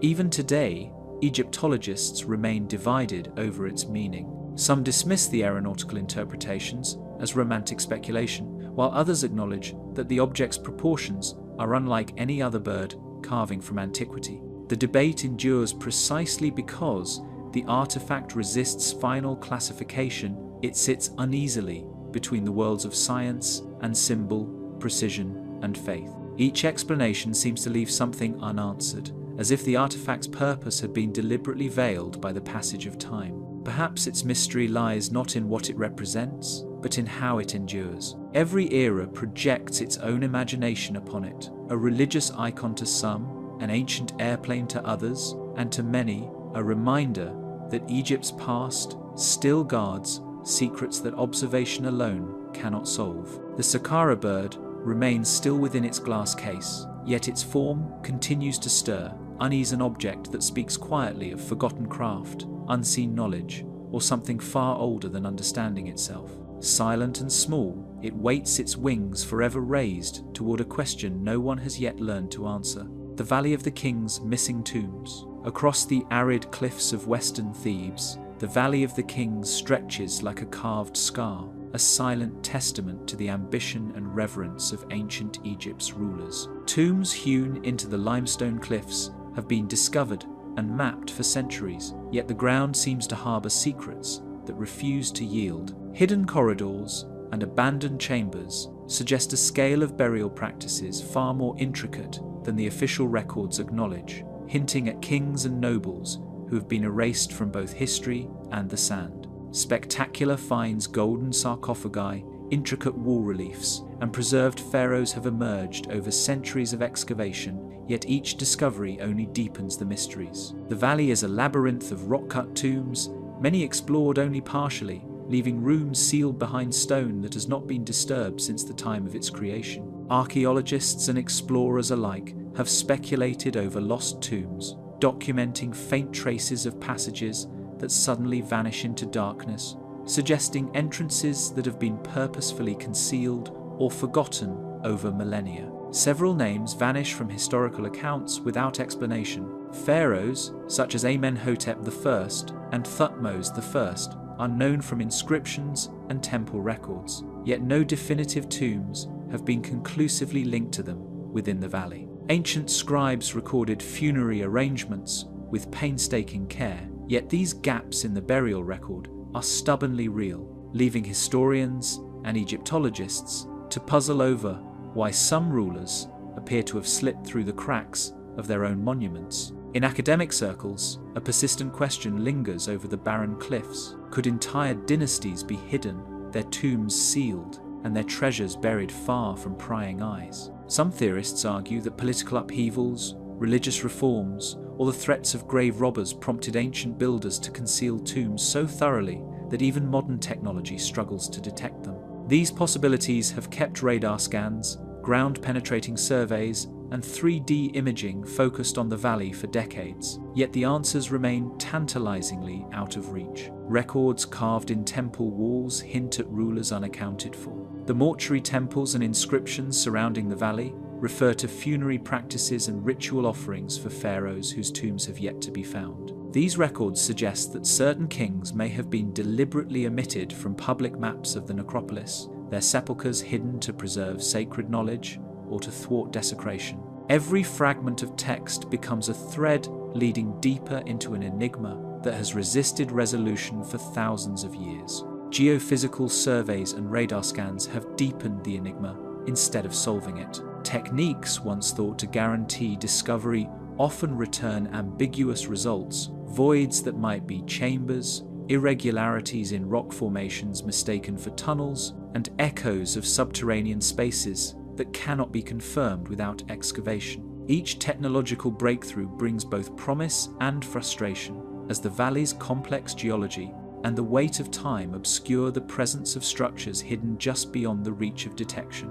Occasional anomalies in the landscape hint at what lies beneath. Small depressions in the plateau, subtle variations in rock color, and faint linear marks across cliff faces suggest entrances long buried by sand and debris. Some Egyptologists propose that these features correspond to chambers deliberately hidden, perhaps to protect pharaohs' remains from looters or political enemies. Ground-penetrating radar and seismic surveys occasionally detect voids that cannot be fully explained, hinting at tombs still untouched by modern hands. Each such anomaly fuels speculation that the valley may hold a network of undiscovered corridors, a silent archive of rulers and nobles whose stories remain concealed beneath the stone. Excavators working near KV-62, the tomb of Tutankhamun, once believed they stood close to another royal chamber. Reports from the 1920 seconds and later indicate faint traces of a corridor that might lead to a tomb lost for centuries. Workers carefully probed the limestone walls and sandy floors, uncovering only fragments and rubble, yet these hints persist in the memory of the valley, whispering that undiscovered tombs may lie beneath layers of rock and dust, silently guarding secrets that have never been recorded in history books. Each attempt to pierce deeper into the Theban cliffs meets the same end: stone, sand, and silence. Even when openings are found, passages often collapse or terminate abruptly, leaving no clear indication of where they might have led. The very design of the necropolis, with its labyrinthine layout and careful use of natural rock formations, suggests a deliberate effort to hide some tombs from view, a silent strategy of preservation and secrecy that continues to confound those who study the valley. To many, the missing tombs are not simply lost, they are hidden by design. Every unexcavated corridor, every unexplored cavity may contain artifacts or burial chambers belonging to rulers whose names echo faintly in temple records, but who remain absent from the mapped necropolis. The Valley of the Kings, while celebrated for its discoveries, retains an aura of mystery. a reminder that the ancient Egyptians were masters not only of construction but of concealment. And in the shadows of the valley, where sunlight barely reaches and the wind carries only silence through the cut rock, the unseen tombs lie waiting, their presence hinted at, yet never fully revealed. The Temple of Abydos's carved helicopters. A series of strange, overlapping shapes carved into the walls of the Temple of Abydos immediately arrests the eye, their silhouettes unlike anything typically found in Egyptian reliefs. Elongated bodies intersect with rotor-like forms, appearing almost mechanical, yet their context among traditional hieroglyphs creates an uneasy tension between ancient artistry and inexplicable suggestion. The sheer precision of the carvings, combined with their layered complexity, invites questions about their true meaning, challenging scholars and enthusiasts alike to reconcile observation with interpretation. Constructed under the reign of Seti I around 1290 BCE, the Temple of Abydos was dedicated to Osiris, the god of the afterlife, and served as a ceremonial center for rituals that celebrated the cyclical nature of death and rebirth. Its walls were adorned with intricate reliefs, chronicling divine narratives and historical events. Among these depictions, the so-called helicopter figures stand out, their unusual shapes not conforming to any known symbolic or iconographic tradition of the period. Early modern Egyptologists, photographing the temple's reliefs in the 20th century, were among the first to notice these anomalies. Overlapping lines and imprecisely aligned carvings created forms that seemed almost deliberate yet confusingly modern, provoking debates over whether the effect was accidental, the result of recarving over centuries, or something far more enigmatic. These photographs sparked renewed interest, revealing that the reliefs carried a visual complexity that had escaped initial documentation. The carvings themselves are layered with remarkable intricacy. What at first glance appears to be a single image transforms upon closer inspection into a composite of multiple designs, some partially erased or superimposed. Shapes resembling rotors, fuselages, and even tail fins emerge in sequences, though they remain tantalizingly ambiguous. No evidence suggests that these forms were meant to represent mechanical devices. Still, their resemblance to modern machines has fueled persistent speculation. Scholarly debate is intense and ongoing.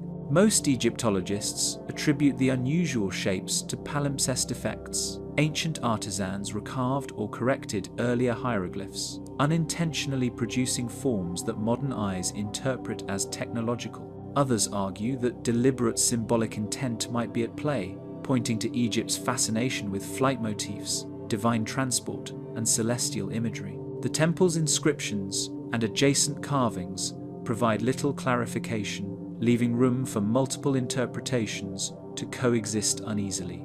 Intriguing parallels have been noted by some researchers between the Abydos carvings and motifs at other sites, including the Temple of Seti I and the Theban tombs of elite officials. Certain flight-related motifs, winged figures, boats, and elongated shapes appear in stylized sequences reminiscent of the helicopter reliefs. While not identical, these recurring elements suggest that the imagery may belong to a broader symbolic or ceremonial language, hinting at cultural or religious ideas about movement, the afterlife, and celestial journeys. Cultural significance may offer part of the explanation. Ancient Egyptian art frequently incorporated symbolic representations of power, movement, and divine presence. Birds, serpents, and other flying creatures symbolized freedom and spiritual transcendence. Some suggest that the helicopter-like shapes are an extension of this tradition, abstracted beyond immediate recognition, a coded language that communicated cosmic or ritual meaning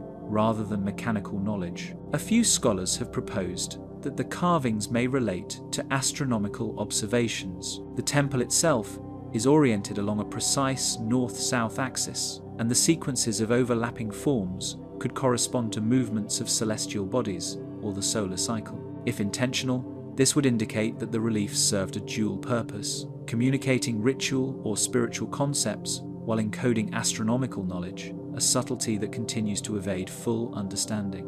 Recent imaging studies and 3D scans of the reliefs have revealed subtle tool marks and depth variations invisible to the naked eye, suggesting that artisans employed techniques that emphasized layering and optical effects. These findings hint that the unusual shapes were not accidental, but carefully designed to interact with light and shadow, possibly serving ceremonial purposes or enhancing visual storytelling within the temple's sacred space. Examined under a microscope, the carved stone reveals tool marks consistent with chisels, abrasives, and possibly techniques that emphasized layering for optical illusion. Some artisans appear to have deliberately created overlapping depth and shadow effects, producing visual ambiguity that changes with light and perspective. This meticulous approach suggests that the temple's creators possessed not only advanced craftsmanship, but also an awareness of how perception and perspective could be manipulated, an insight rarely attributed to ancient civilizations. Alternative theories have attracted widespread attention outside academic circles. Proponents of unconventional archaeology propose that the carvings reveal knowledge of advanced technology, perhaps even evidence of contact with extraterrestrial visitors. While these ideas are largely dismissed by mainstream scholars due to a lack of corroborating evidence, the visual impact of the overlapping images continues to inspire speculation and imaginative interpretation, particularly among those intrigued by mysteries that seem to defy conventional understanding. Visual ambiguity intensifies the intrigue. Depending on the angle of light, shadows can create fleeting impressions of movement, as if the stone reliefs are animated. The carving's overlaid sequences sometimes suggest progression, a narrative frozen in stone that hints at motion and transformation. This effect contributes to the sensation that the temple walls conceal something more than historical record, an enigma frozen in time, challenging anyone who attempts to decode it. Despite extensive study, the carvings retain their capacity to mystify. Precise measurements, photographic documentation, and digital reconstructions reveal astonishing craftsmanship and deliberate layering. Yet none of these tools has produced definitive explanations. Each observation raises further questions about artistic intent, cultural context, and the possibility that ancient Egyptians encoded meanings in ways still imperceptible to modern analysis. The Temple of Abydos guards its secrets with enduring patience, the overlapping forms etched in stone continuing to defy simple explanation and invite endless fascination. The hidden tunnels beneath Saqqara. The sprawling necropolis lies hidden beneath Saqqara's arid sands, reaching farther than most visitors ever notice. Towering above ground, the step pyramid of Djoser dominates the horizon, yet below its surface lies a labyrinth of tunnels that has defied full exploration for decades. These passageways, some only recently identified through ground-penetrating radar, snake through the limestone bedrock in every direction. Egyptologists have cautiously mapped certain sections, but the vast majority remain sealed, hidden beneath layers of sand and stone that time itself seems unwilling to disturb. The earliest references to underground chambers at Saqqara date back to the 19th century, when explorers reported odd depressions and openings that hinted at subterranean complexity. Over time, sporadic excavations revealed corridors lined with niches, some containing fragments of pottery or mummified remains. Yet even these discoveries raised more questions than answers. The tunnels do not follow a predictable pattern, and in some areas, walls appear to have been deliberately constructed to confuse or mislead anyone venturing below. Modern tools allow us to see further underground than ever before, yet they have only intensified the enigma. Ground-penetrating radar surveys suggest chambers far larger than the tombs above, stretching under entire sections of the necropolis. Certain voids appear to connect multiple pyramid complexes, as though the ancients planned an invisible network linking the sacred structures together. Archaeologists are cautious about excavation, fearing that even a single misstep could cause collapses in tunnels that have withstood millennia. It appears from recent surveys that certain tunnels were intended to direct or store water, potentially for ceremonial purification or practical purposes. Certain depressions and basin-like formations appear deliberately carved into the bedrock, hinting at a sophisticated understanding of hydraulics. If intentional, this feature would indicate that the builders integrated environmental management into their subterranean design,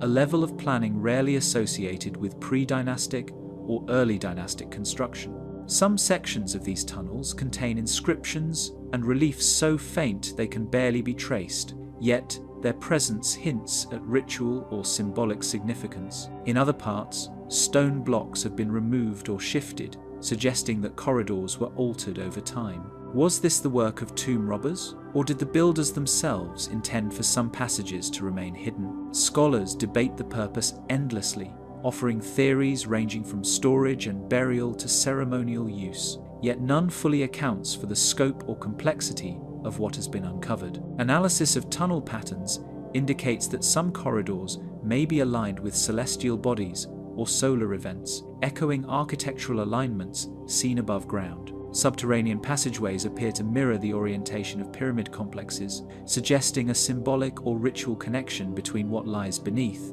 and the sacred structures above. The extent of these networks remains unknown, as vast sections have yet to be physically accessed, leaving the possibility of chambers with purposes or treasures that remain entirely undiscovered. The atmosphere inside the few accessible corridors is unlike anything above ground. Darkness is absolute, broken only by the beam of a flashlight or the narrow shafts that allow sunlight to filter down from above. Air is damp and cold, and echoes of footsteps seem to linger, as if the tunnels themselves remember every explorer who has passed through. Archaeologists describe a palpable sense of age and secrecy, a feeling that these passages were built to guard knowledge or treasures beyond ordinary understanding. Artifacts found in the tunnels provide tantalizing hints, but never a complete picture. Small statuettes, fragments of ceremonial objects, and scraps of painted plaster suggest that these spaces were not merely functional.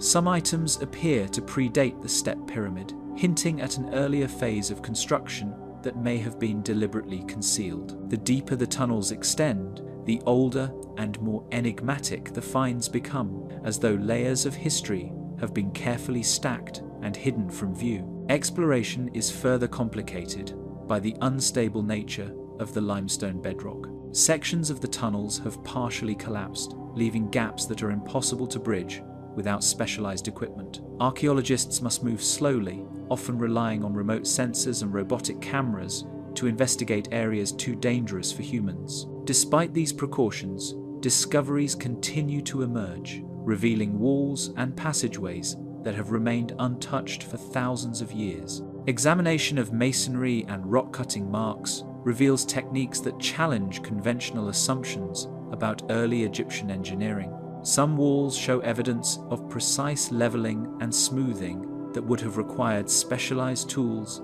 and expert labor. Additionally, certain junctions and support beams indicate an understanding of load distribution and structural stability designed to withstand centuries of shifting bedrock. These features suggest that the tunnels were carefully engineered not just for concealment, but for longevity, preserving secrets for millennia. Legends among residents speak of tunnels that extend far beyond the officially documented zones. Stories describe hidden chambers filled with gold, ancient texts, and even burial sites of forgotten rulers. While these accounts are anecdotal and often exaggerated, they reflect a long-standing awareness that Saqqara's underground world is far from fully understood. The necropolis above ground may be the public face of ancient Egypt, but below the surface, a secret history waits in silence. Even for the most seasoned Egyptologists, the hidden tunnels beneath Saqqara are a reminder of how much remains unknown. Every corridor explored, every artifact documented, only deepens the sense that these passageways were built with a purpose that has been lost to time. The sands above shift with the seasons, concealing entrances and hiding the secrets still waiting to be discovered. Into the uncharted darkness beneath Saqqara, the tunnels of a silent labyrinth wind endlessly.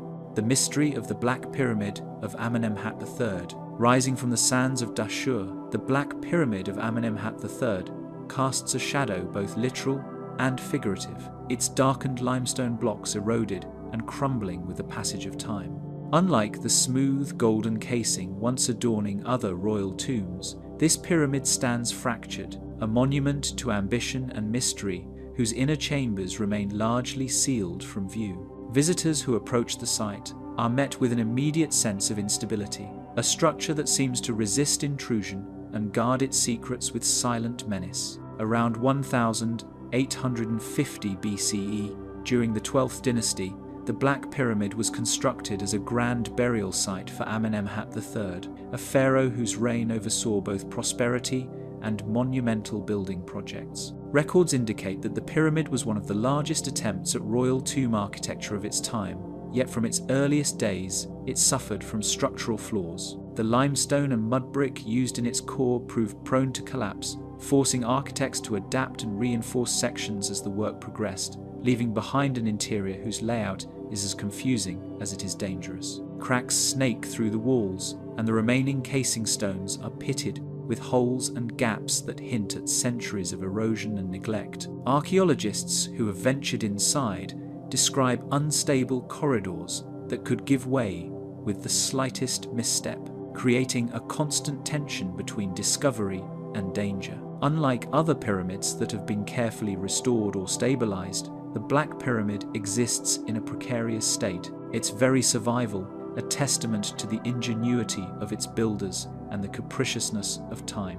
Excavation has been limited, with only a handful of interior chambers accessed and documented. Some passages are blocked entirely, and the true depth of the tomb remains unknown. Reports from early 20th century explorers describe partially filled corridors, debris piles, and evidence of flooding, all of which contribute to the sense that this pyramid is a tomb both for a pharaoh and for its own secrets. Attempts to descend further have been thwarted by collapses and shifting stones, forcing archaeologists to rely on remote sensing and careful mapping rather than direct exploration.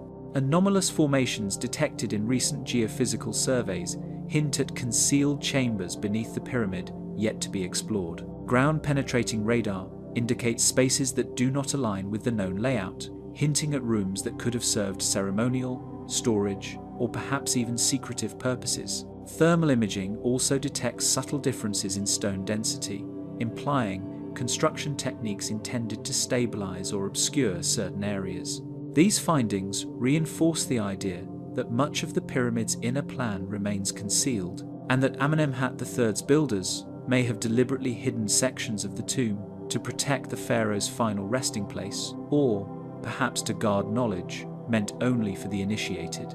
Evidence found within the accessible chambers has fueled speculation and fascination. Fragments of funerary objects, including carved limestone blocks and remnants of wooden artifacts, hint at the grandeur that may lie deeper in the pyramid. In some areas, passages appear to have been designed with false corridors and dead ends, suggesting that the architects intended to mislead intruders and protect the final burial chamber. Yet despite these signs of elaborate planning, no definitive sarcophagus or intact royal burial has been confirmed, leaving the pyramid's ultimate purpose shrouded in uncertainty. The history of the Black Pyramid is further complicated by natural forces. The site sits near the Nile's ancient floodplain, and evidence indicates that water seepage weakened certain chambers over centuries. Archaeologists have noted uneven ground and sediment buildup, as if the earth itself seeks to reclaim the pyramid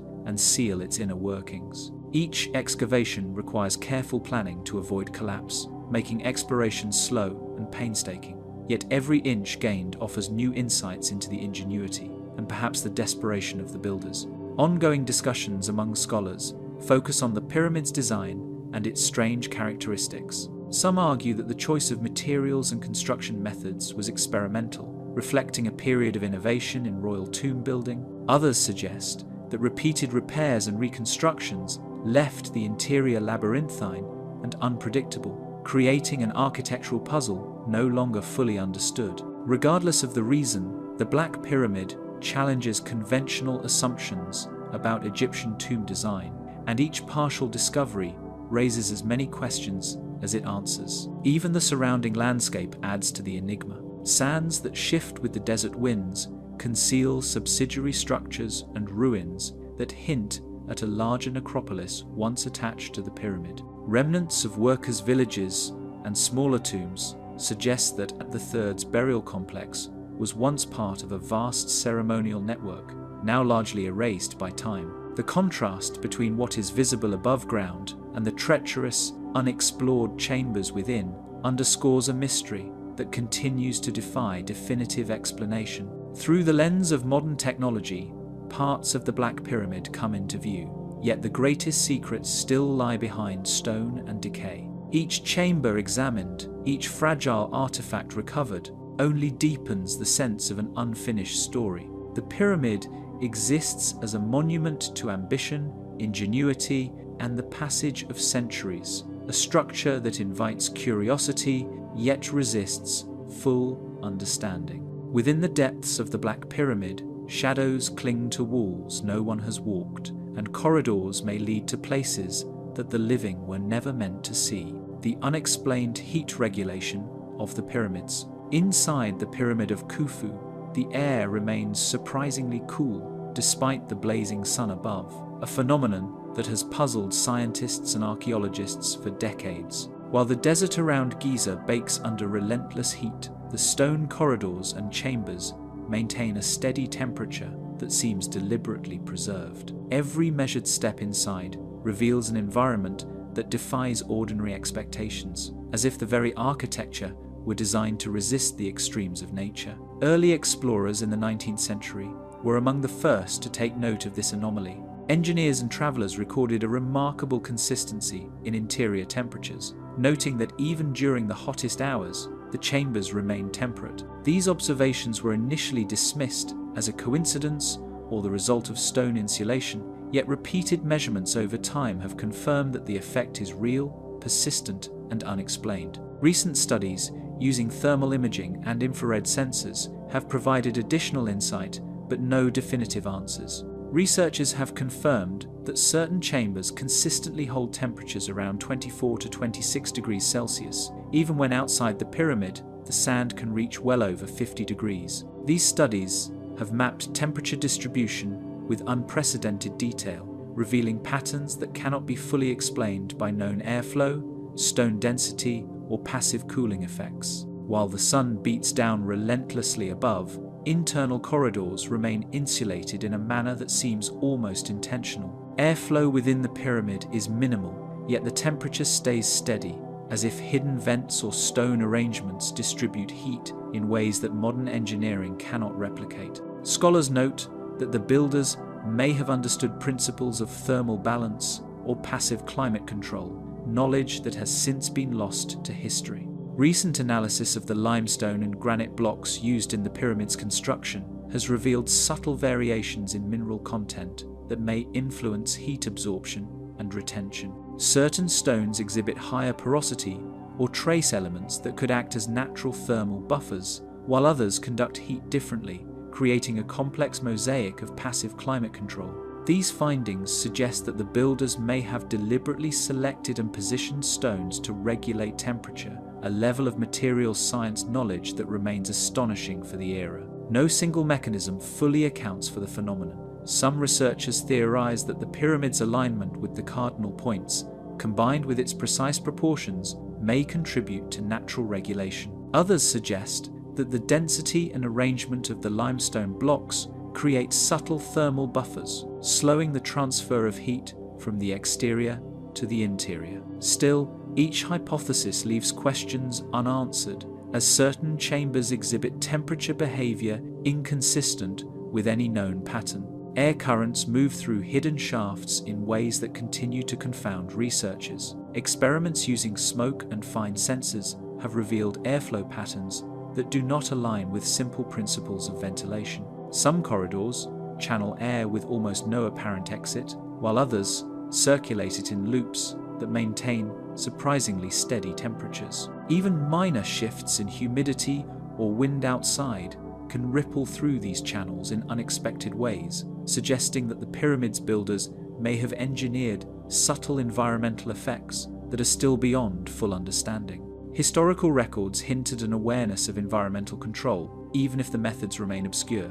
Ancient texts describe rituals performed in specific chambers, yet they rarely reference heat or comfort. This silence may indicate that temperature stability was so seamlessly integrated into the construction that it went unnoticed in written records, a hidden mastery of climate embedded in stone. Intriguing anomalies appear in smaller passages and subsidiary chambers, where temperatures fluctuate slightly but predictably. These shifts do not follow ordinary principles of heating or cooling, suggesting that the pyramid may have been engineered to maintain precise conditions for purposes still unknown. Archaeologists and engineers alike are left to marvel at the precision achieved by builders without modern tools, questioning whether the stability was intended for preservation, ritual, or some other lost purpose. Detailed thermal mapping has revealed microclimates within individual chambers, where temperature and humidity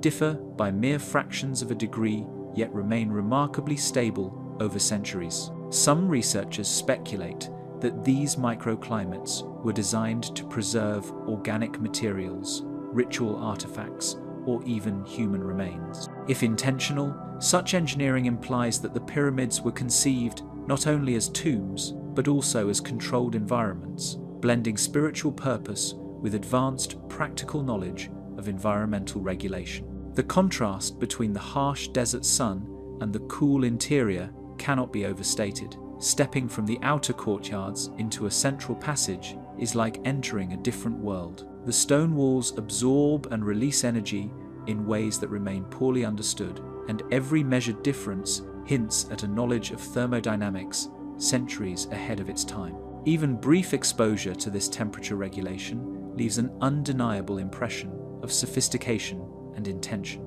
The pyramid's passive heat control continues to elude replication by modern engineers. Laboratory experiments and scale models have approximated some effects, yet none have fully reproduced the stability observed within the full-scale structures. Each attempt underscores the magnitude of the mystery, highlighting a level of ingenuity that challenges assumptions about ancient technology. A growing body of research explores how sound and vibration might interact with the pyramid's structure to influence internal condition. Certain passages resonate at frequencies that appear to accelerate air movement or subtly shift heat distribution, suggesting the possibility that ritual chanting, ceremonies, or even ambient vibration could have contributed to maintaining a steady climate. While speculative, these observations point to a multi-dimensional understanding of architecture, physics, and ritual, hinting at knowledge that modern science has only begun to glimpse.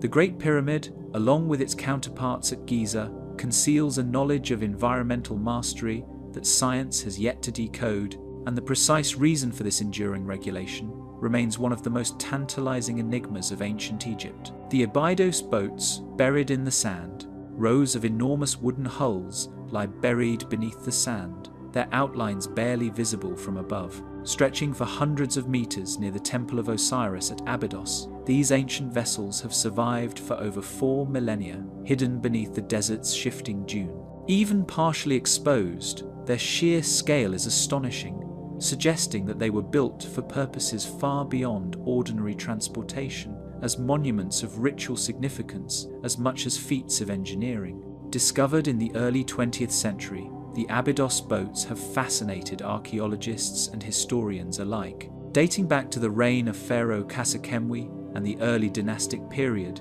they provide rare insight into ancient Egyptian craftsmanship and beliefs. The vessels were carefully interred beside sacred temples, hinting at connections between the living world, the afterlife, and the journey of the gods themselves. Records from excavators reveal meticulous planning in their placement, with each hull aligned to match ceremonial axes within the temple complex. Each vessel is made from cedar planks, joined with precision that has survived centuries of burial. Mortise and tenon joints, expertly carved pegs, and precisely shaped hulls demonstrate a level of woodworking skill rarely matched in the ancient world. The craftsmanship suggests not only technical knowledge, but also a deep symbolic understanding, as if every curve and joint carried meaning beyond the practical. Conservators today study these techniques to glean insights into methods that have otherwise been lost to history. Scholars believe the boats were intended to carry the pharaoh's soul, or the gods themselves, across celestial waters. In Egyptian mythology, solar and funerary vessels played essential roles in the afterlife, transporting divine beings through the sky and through the underworld. The burial of full-sized boats, rather than mere models, suggests an extraordinary devotion to ritual, a desire to bridge the earthly and the divine in ways that remain partially hidden to modern understanding. Excavation is painstaking, as exposure to air threatens the fragile wood. Archaeologists employ careful scaffolding, controlled humidity, and specialized brushes to reveal the vessels without causing irreparable damage. Each newly exposed plank tells a story, from chisel marks to traces of resin and paint, hinting at the ceremonial importance of the boats. Despite modern conservation techniques, much of the original detail remains concealed beneath centuries of sand, as if the desert itself guards the vessel's secrets. Traces of pigment and fragments of ceremonial tools suggest that some boats may have carried offerings or symbolic cargo intended for the gods. Measuring over 40 meters in length, some of the Abydos boats rival the size of small modern ships, an astonishing feat for their era. Their dimensions indicate the mobilization of considerable labor and resources, reflecting the centrality of ritual in ancient Egyptian society. Large crews would have been required to assemble, transport, and into the vessels, raising questions about the organization and social structure that enabled such monumental projects. Careful examination reveals that some planks were reinforced with internal beams and lashings, indicating a sophisticated understanding of structural stability that allowed the vessels to endure millennia beneath sand. Despite centuries under sand and sun, much of the wood retains its form, baffling preservation specialists. The combination of arid conditions and careful burial appears to have stabilized the material, but why certain vessels remain intact while others show severe decay is not fully understood. Analysis of the wood and its treatment continues to reveal subtle techniques, including the use of natural resins that may have helped prevent rot and deter insect damage. Some researchers suggest the burial of the boats was symbolic rather than practical, a message intended for gods rather than mortals. The vessels may never have sailed the Nile, yet their presence alongside temples reinforces the spiritual connection between water, death, and divine passage. Each boat, carefully aligned and oriented, functions as both artifact and offering, a silent testament to beliefs that shaped the lives of those who built them.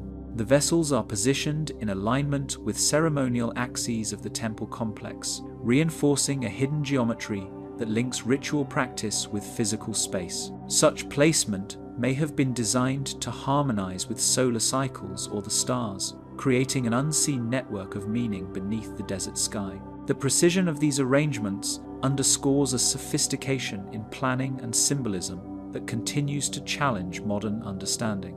Subsurface imaging and recent scans hint at additional vessels buried beyond the currently exposed rows, suggesting Abydos may have held a full ceremonial fleet. Some of these hidden hulls appear partially overlapping, indicating sequential burials over time, possibly spanning several generations of pharaohs. The arrangement raises questions about evolving ritual practices and whether each new interment represented a distinct religious or political statement, deepening the mystery of why this extraordinary concentration of vessels was deemed necessary in one location. Time has not erased the silent testimony of the ancient boats beneath Abydos, standing witness to rituals and journeys that may never be fully explained. The royal mummies, genetic secrets. Initial DNA tests on royal mummies revealed patterns that defied historical expectations. Scientists had long relied on written records and familial inscriptions to understand the lineage of Egypt's rulers,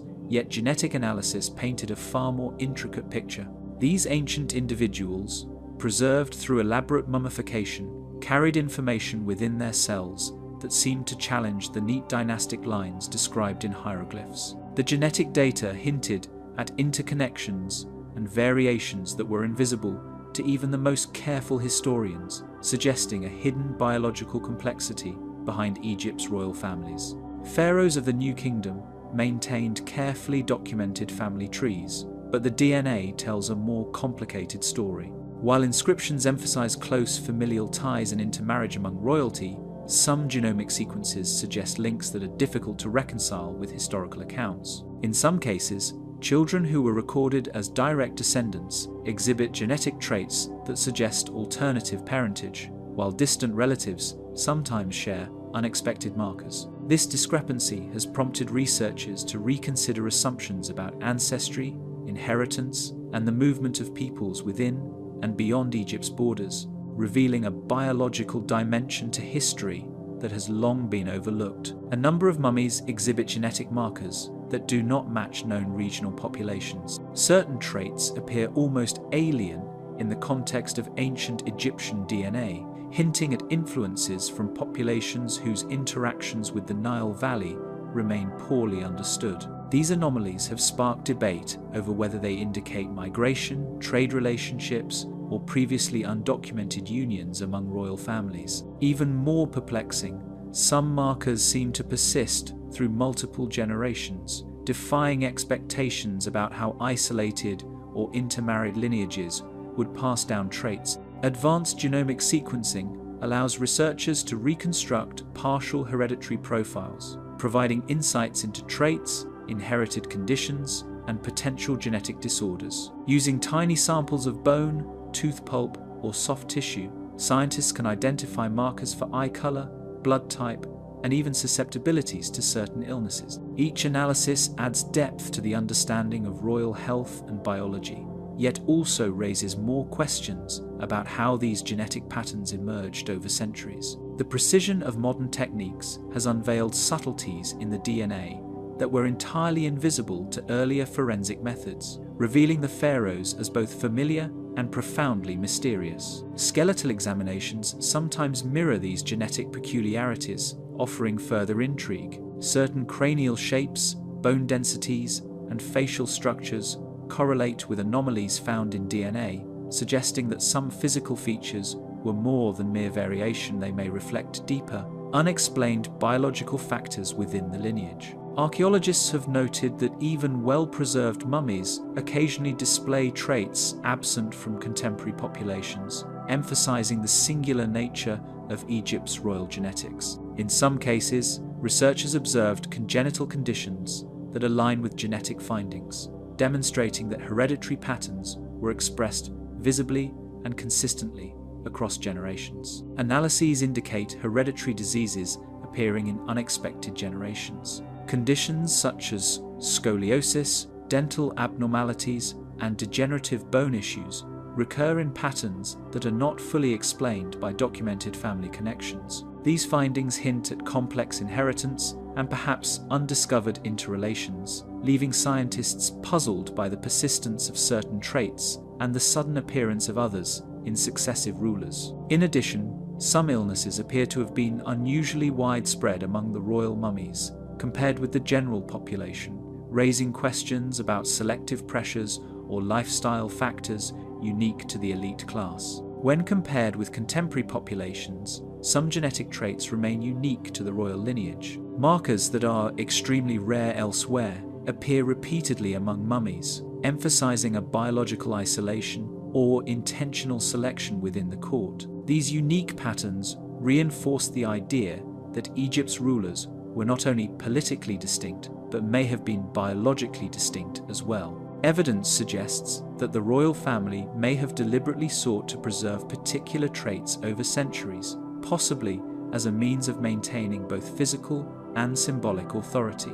Interregional marriages or long-distance alliances could account for unexpected markers, though definitive evidence has yet to emerge. Trade, diplomacy, and conquest may have introduced foreign DNA into the royal gene pool, leaving subtle traces that survived thousands of years of careful preservation. In some cases, genetic evidence points to lineages from regions along the Levant or even deeper into Africa, suggesting interactions that are only partially documented in historical records. Each discovery adds a layer of complexity, highlighting the limitations of written history when confronted with living evidence from the past. Degradation of mummified tissue poses ongoing challenges, leaving gaps in the genetic record. Heat, humidity, and centuries of handling have rendered some samples incomplete, forcing researchers to piece together fragments like a puzzle with missing pieces. These limitations mean that every new result is both a revelation and a reminder of what remains unknown, ensuring that the secrets of the pharaohs cannot be fully unraveled by science alone. Even with advanced techniques, the interplay between preservation conditions and ancient embalming practices continues to obscure parts of the genetic picture. The genomes of Egypt's rulers continue to conceal secrets that challenge our understanding of history and ancestry, preserving mysteries that modern technology is only beginning to glimpse. The lost city beneath the pyramids. Recent satellite imaging of the Giza Plateau reveals subtle patterns in the sand, hinting at structures long hidden from view. These faint depressions and anomalies suggest that the landscape above the pyramids may conceal an intricate network of streets, walls, and foundations, challenging the long-held assumption that the area was reserved solely for monumental tomb. Geophysical surveys have begun to uncover the outlines of what may have been a sizable settlement, raising questions about its inhabitants and their connection to the dynastic monuments towering above. Layers of sediment suggest settlements that may have existed alongside the early pyramid constructions. Radiocarbon dating of soil samples indicates human activity in the vicinity, spanning multiple generations, possibly contemporaneous with the reign of Khufu or Khafra. This evidence points to a level of urban continuity previously overlooked, implying that life around the pyramids extended far beyond ceremonial work or temporary labor camps. Foundations of walls, remnants of streets, and storage pits indicate permanent habitation rather than fleeting occupation. Excavation trenches have revealed linear stone alignments and mud brick fragments, forming patterns that hint at organized city planning. These discoveries suggest a community capable of supporting large populations, complete with spaces for housing, trade, and possibly religious practices connected to the royal projects above. Signs of carefully engineered water control point to the sophistication of this concealed settlement. Remnants of channels, cisterns, and drainage pits suggest that its inhabitants developed ways to control and store water in the harsh desert environment. These features indicate careful planning and engineering, allowing a relatively dense population to survive and thrive despite the arid conditions. The placement of these systems alongside streets and buildings further underscores the deliberate design and organization of the city, revealing a level of urban infrastructure that has largely been overlooked until now. Magnetometry and remote sensing have uncovered grids and rectangular formations invisible to the naked eye. The precision of these patterns implies intentional design, with streets and buildings arranged according to principles that remain largely mysterious. Researchers are particularly intrigued by a series of aligned rectangular depressions, which may indicate administrative or communal spaces that structure daily life in ways still unknown. Pottery shards and stone tools provide glimpses into the daily lives of those who once occupied the area. The fragments include both utilitarian wares for cooking and storage, as well as finely crafted pieces that suggest skilled craftsmanship and social stratification. Each find adds texture to the picture of a living city, revealing that the inhabitants were not simply laborers or transient workers, but individuals engaged in sustained and organized domestic and commercial activity. The scale and organization of these structures point to centralized planning and the management of large communities. Coordinating construction, maintaining roads, and supplying water and food would have required administrative oversight, hinting at a sophisticated societal structure that parallels the monumental ambitions of the pyramid builders. Evidence of large communal storage spaces supports the idea of coordinated resource management, implying an infrastructure designed to sustain both workforce and residents. Some foundations appear to align with the pyramids above, suggesting a deliberate relationship between settlement and sacred architecture. These alignments could reflect religious or ceremonial priorities, spatial symbolism, or logistical considerations, connecting the daily life of the city to the grander architectural narrative of the plateau. The exact purpose of these alignments remains elusive, adding to the mystery of how the settlement functioned alongside the royal tombs. Emerging patterns in the foundations hint at designated areas that may have served ritual or ceremonial purposes. Circular pits, unusual stone alignments, and clusters of small altars suggest that spiritual or communal gatherings could have been integrated into daily urban life. These features imply that the city was not merely functional, but also held symbolic or cultural significance, intertwining everyday survival with the beliefs and practices of its inhabitants. Many chambers and pathways remain unverified, leaving questions about how inhabitants navigated or used the city. Excavations have only explored portions of the site, and shifting sands continually obscure older layers. The incomplete picture challenges historians and geophysicists alike, as the true extent of streets, dwellings, and communal spaces has yet to be fully revealed, keeping the story of this hidden city tantalizingly out of reach. Anomalies beneath the settlement, potentially marking tunnels or subterranean chambers, have been revealed by ground-penetrating radar and resistivity surveys. Some of these passages appear to connect key buildings or storage areas, raising questions about their purpose, whether for security, ritual, or clandestine movement. If confirmed, these hidden spaces could dramatically alter our understanding of how the city operated and hint at sophisticated planning that extended below the surface. Scholars debate whether the settlement housed laborers, religious functionaries, or an entirely separate urban population whose purpose has been lost to time.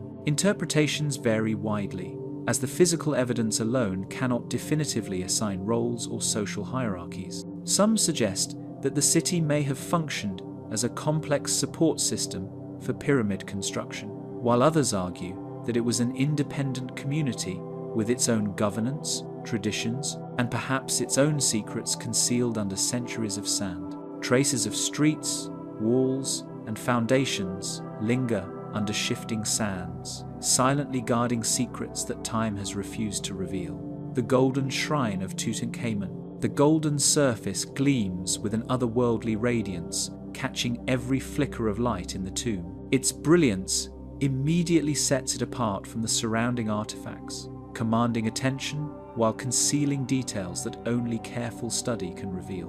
Layers of gilding and inlaid stones create reflections that shift with movement, hinting at a craftsmanship designed to captivate both the eye and the mind. Delicate inlays of semi-precious stones form intricate geometric patterns and miniature figures, each one executed with precision that defies the expectations of even modern artisans. The way lapis lazuli, carnelian, and turquoise are set into the gold surface suggests not merely a decorative purpose, but a symbolic code, one that may have held meaning for priests and royalty alike.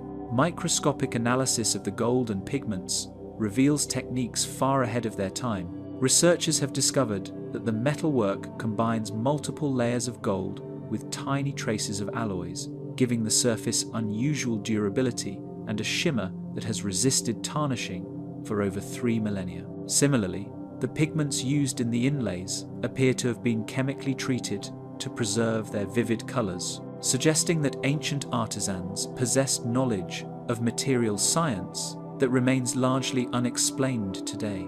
Ceremonial scenes etched into the panels remain unmatched in all other Egyptian records. Figures process with offerings, lift objects that resemble ritual vessels, and interact with gods whose identities are sometimes uncertain. The sequences appear purposeful, yet their interpretation remains elusive, as if the shrine preserves knowledge meant to be comprehended only by a select few. Certain motifs, like intertwining serpents, miniature boats, and celestial symbols, hint at journeys beyond the mortal realm. These elements are repeated across different panels, suggesting a deliberate thematic structure. Observers are drawn to the possibility that the shrine was more than a container for the king's funerary items, it may have been a visual guide for the soul's passage through the afterlife. Hieroglyphic texts etched along the edges resist easy translation, their meaning partially obscured by the passage of time.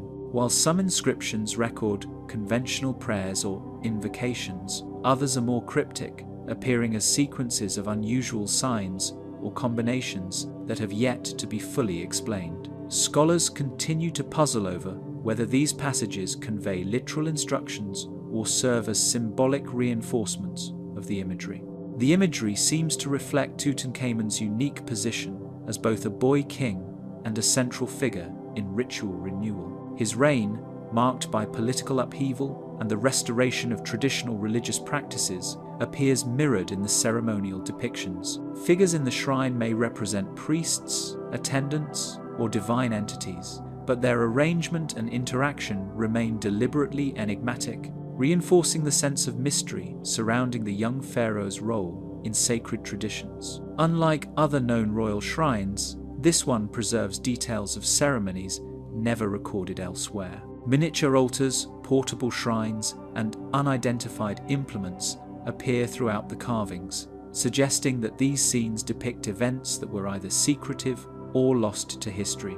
The absence of direct parallels challenges historians, as the shrine seems to encode knowledge that has not survived in written form elsewhere. Its proportions and layered compartments suggest that the shrine was designed to guide viewers through a sequential experience. The outer shell presents symbolic imagery, while inner layers reveal progressively more intimate ritual details, as if the object itself were a journey, leading the observer, or perhaps the soul, through stages of preparation, purification, and passage. The alignment of compartments may also echo celestial or cosmological principles, reinforcing the shrine's otherworldly significance. Careful examination reveals concealed sections within the shrine that may have held miniature ritual objects. These hidden spaces, barely noticeable without detailed inspection, suggest that the shrine was not only symbolic but functional, designed to store and protect sacred items used in ceremonies or for the king's journey into the afterlife. The existence of these compartments raises questions about how much of Tutankhamun's ritual practice has been lost, and whether additional artifacts may still lie undiscovered, preserved in the quiet secrecy of gold. Questions persist among researchers about whether the shrine was intended as a literal ritual space or a symbolic microcosm of the afterlife. Interpretations vary widely, with some suggesting it functioned as a portable altar for ceremonies conducted within the tomb, while others argue that its intricate design and miniature scale point to a purely symbolic purpose. The shrine's function may have been intentionally layered, serving multiple spiritual or ceremonial objectives simultaneously. Long after Tutankhamun's tomb emerged from the sands in 1922, the shrine continues to guard its secrets in gold. Every reflection, every inlaid figure, and every cryptic inscription seems to guard knowledge that was never meant to be fully understood, leaving a silent challenge to anyone who studies it. Every panel and symbol holds a secret that whispers of rituals and journeys still beyond our comprehension. The unsolved chemistry of mummification. Bodies discovered in royal tombs remain astonishingly intact after millennia, their skin, hair, and organs defying decay in ways that continue to baffle modern science. The preservation is not limited to pharaohs. Even some nobles and high-ranking officials exhibit remarkable retention of features, though rarely as complete as the elite kings. Each discovery reinforces the enduring mystery. How could ancient embalmers achieve such results without chemical knowledge comparable to contemporary laboratories? Evidence suggests that early dynastic embalmers refined their techniques over centuries, experimenting with materials and processes whose traces were never fully recorded. Ancient texts hint at the use of oils, salts, and natron, but the precise combinations and treatments remain elusive. Some tomb inscriptions offer instructions for ritual purification and anointment, yet they rarely detail the chemical processes themselves, leaving a critical gap in understanding the method behind the preservation. Analysis of resin traces reveals complex mixtures, combining plant oils, natural salts, and compounds that have not been conclusively identified. These substances appear to have been applied with meticulous care, sealing the body and protecting it from moisture, bacteria, and decay. Experiments replicating these mixtures in modern labs often yield results far inferior to those achieved in the tombs, suggesting that ancient embalmers possessed knowledge now lost to time. Some mummies display preservation so complete that even soft tissues remain flexible, an effect not explained by known embalming methods. Certain examples resist decomposition despite burial in conditions that should have accelerated decay, challenging assumptions about the limits of natural mummification. Researchers continue to document these anomalies, noting inconsistencies even among bodies treated with similar techniques. The instruments and methods used by embalmers remain largely speculative, yet hint at remarkable precision. Evidence from tomb depictions and preserved embalming kits suggests that embalmers employed specialized knives, hooks, and containers designed for careful organ removal and resin application. Some tools appear custom crafted for particular bodies, indicating a level of sophistication that aligns with the results observed in the most perfectly preserved mummies. The careful use of these instruments may have been as critical to preservation as the chemical compounds themselves, adding a practical dimension to the enigmatic process. Laboratories around the world have tested and replicated embalming methods, yet none achieve the longevity seen in the pharaohs' tombs. Controlled experiments using natron, oils, and resin failed to produce the same degree of preservation, while modern chemical additives often create unintended discoloration or tissue damage. The contrast highlights the sophistication and subtlety of ancient processes, which remain frustratingly just out of reach. Differences in preservation between elite and common burials suggest a hierarchy of materials and methods, hinting at secrets reserved for royalty. While elite tombs frequently reveal bodies with near-perfect retention of physical form, lesser tombs often show partial or uneven preservation, implying access to rare resins, salts, or ritual techniques. The gap raises questions about what knowledge was deliberately guarded, perhaps restricted to trained embalmers or members of the royal household. Traces of organic compounds found in some tombs defy identification, leaving chemists puzzled over what substances ancient embalmers employed. Certain mummies contain residues that resist analysis, showing chemical signatures unlike any known natural or synthetic materials. These mysterious compounds may have been key to the long-term success of mummification, yet their precise composition remains speculative, buried within the sands of time.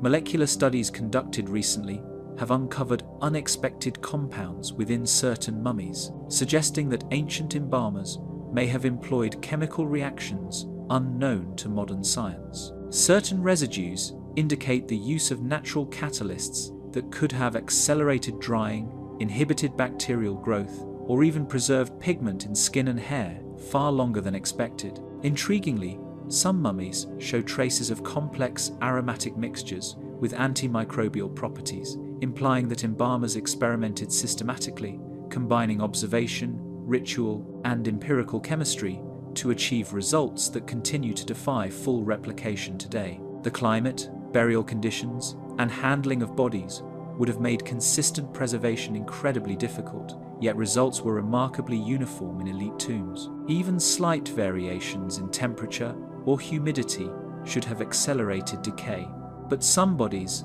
survived largely unaltered. The skill of the embalmers appears to have been matched by careful control of the burial environment, though exactly how they achieved this remains unclear. Mummification was never purely technical. Ritual, symbolism, and sacred knowledge influenced every step, intertwining science and belief.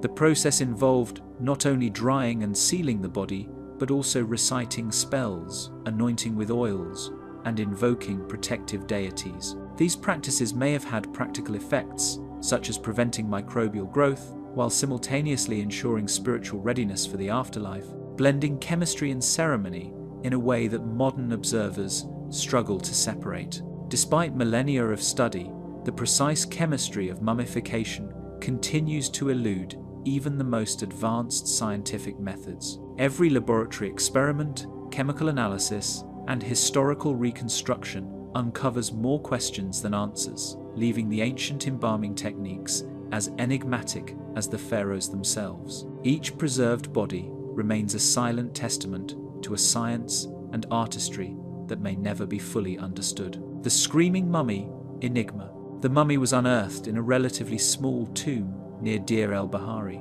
yet its appearance immediately drew attention. Unlike other remains carefully posed in eternal repose, this body presented an unsettling, frozen expression of horror. Archaeologists quickly realized that the mouth was wide open, teeth bared, and jaw tense, as if the figure had been captured in the very moment of a scream. The posture and facial contortion suggested extreme distress, a human reaction immortalized in stone and resin, leaving those who first saw it with a mixture of awe and unease. The mouth is not the only striking feature. The eyes, partially closed yet remarkably preserved, appear to mirror the terror suggested by the jaw.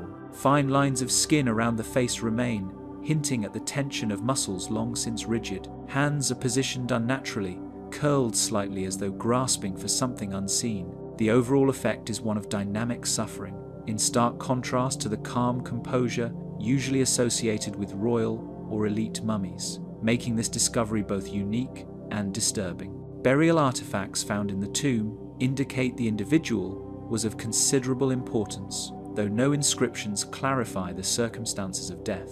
Pottery, amulets, and fragments of funerary cloth suggest adherence to traditional rites, yet the anomalies in the mummy's posture challenge expectations. The juxtaposition of ceremonial care with this dramatic expression has prompted ongoing debates among Egyptologists, who struggle to reconcile ritual reverence with apparent trauma. Early observers speculated on possible causes, ranging from violent death to accidental suffocation, or even ritual punishment. Yet none of these theories provides conclusive answers. Historical records from the period mention epidemics, political unrest, and ritual practices, but nothing directly accounts for a corpse frozen in such an extreme lifelike state. The lack of corroborating evidence only deepens the enigma surrounding the identity and final moments of this individual. CT scans and X-rays conducted decades after the initial discovery reveal additional mysteries. Minor fractures appear in the jaw and vertebrae, but none are sufficient to explain the frozen scream. The positioning of the tongue and the tension in the jaw muscles remain scientifically unexplained, defying known biological responses after death. Each layer of analysis uncovers new anomalies, reinforcing the idea that this is not merely a case of natural mummification.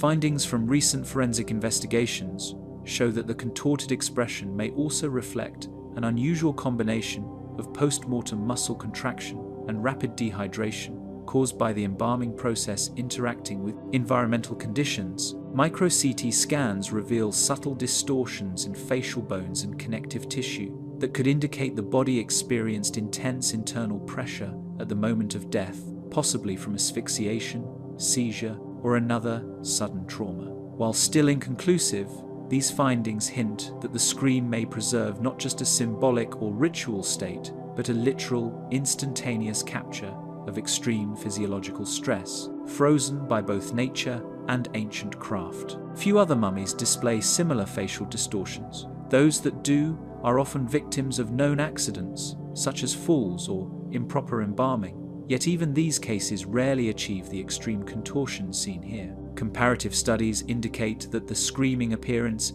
is exceedingly rare and may reflect a combination of factors that modern science cannot fully reproduce or understand. The anomaly continues to challenge assumptions about both mummification practices and the limits of anatomical preservation. It has been suggested by some scholars that the expression may have ritual significance. Ancient Egyptian texts describe spells and rites intended to protect the soul and ward off evil, sometimes including physical positioning of the body or the face. Whether these practices could have caused the jaw to remain open in terror is unknown, but the possibility links the mummy's haunting visage to beliefs that blend physical preservation with spiritual symbolism, adding layers of intrigue to the already baffling phenomenon. Chemical analyses of embalming substances reveal nothing that could account for the rigidity of the jaw and the frozen scream. Resins, oils, and salts are consistent with traditional mummification practices, yet none of the compounds explain why muscles and skin remained locked in a contorted state. Even with modern technology, replicating the effect has proven impossible, leaving the scream both a scientific anomaly and a striking testament to ancient craft. Attracting notice far beyond the academy, the mummy has fueled exhibitions and widespread fascination. Visitors are drawn not only to the skill of preservation, but to the vivid, almost cinematic expression of fear. Its image has become emblematic of the mysteries of ancient Egypt, a reminder that even in the pursuit of immortality, the human experience, including suffering, can be frozen in time, imprinted on history in a way no text or artifact can fully convey. Extensive investigation has yet to produce a definitive explanation. Every hypothesis, from accidental death to ritual-induced contortion, leaves questions unanswered. The screaming expression remains as vivid today as when first discovered, a chilling testament to forces human, chemical, or ritual that remain hidden from modern understanding. The face of the screaming mummy continues to stare from the shadows of history, a frozen mystery that refuses to yield its secrets. The great enclosure of Nekhen. Massive mud brick walls rise abruptly from the desert floor, enclosing an area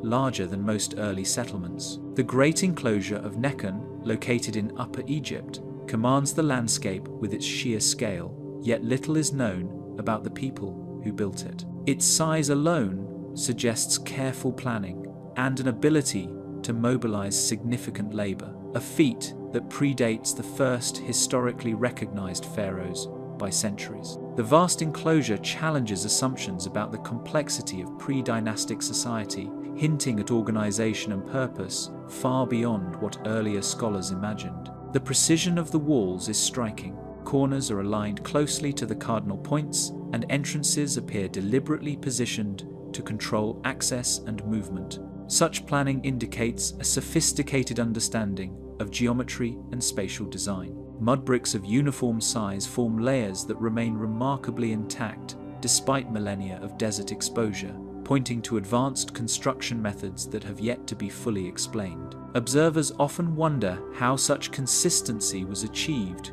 with limited tools. Recent studies of the mud brick composition have revealed unexpected sophistication. Analysis shows that builders may have mixed Nile silt with specific plant fibers or mineral additives, enhancing both durability and resistance to erosion. The careful selection and preparation of materials imply empirical knowledge of construction science that seems advanced for the era. How such techniques were developed and why they appear concentrated in this site remains a compelling mystery, hinting at lost knowledge that predates written records. Excavations within the enclosure have uncovered remnants of dwellings, storage pits, and what appear to be altars, suggesting both domestic and ceremonial use. Archaeologists note that these features are carefully arranged, implying a society capable of sustaining organized labor and coordinating resources. Pottery fragments, stone tools, and occasional votive offerings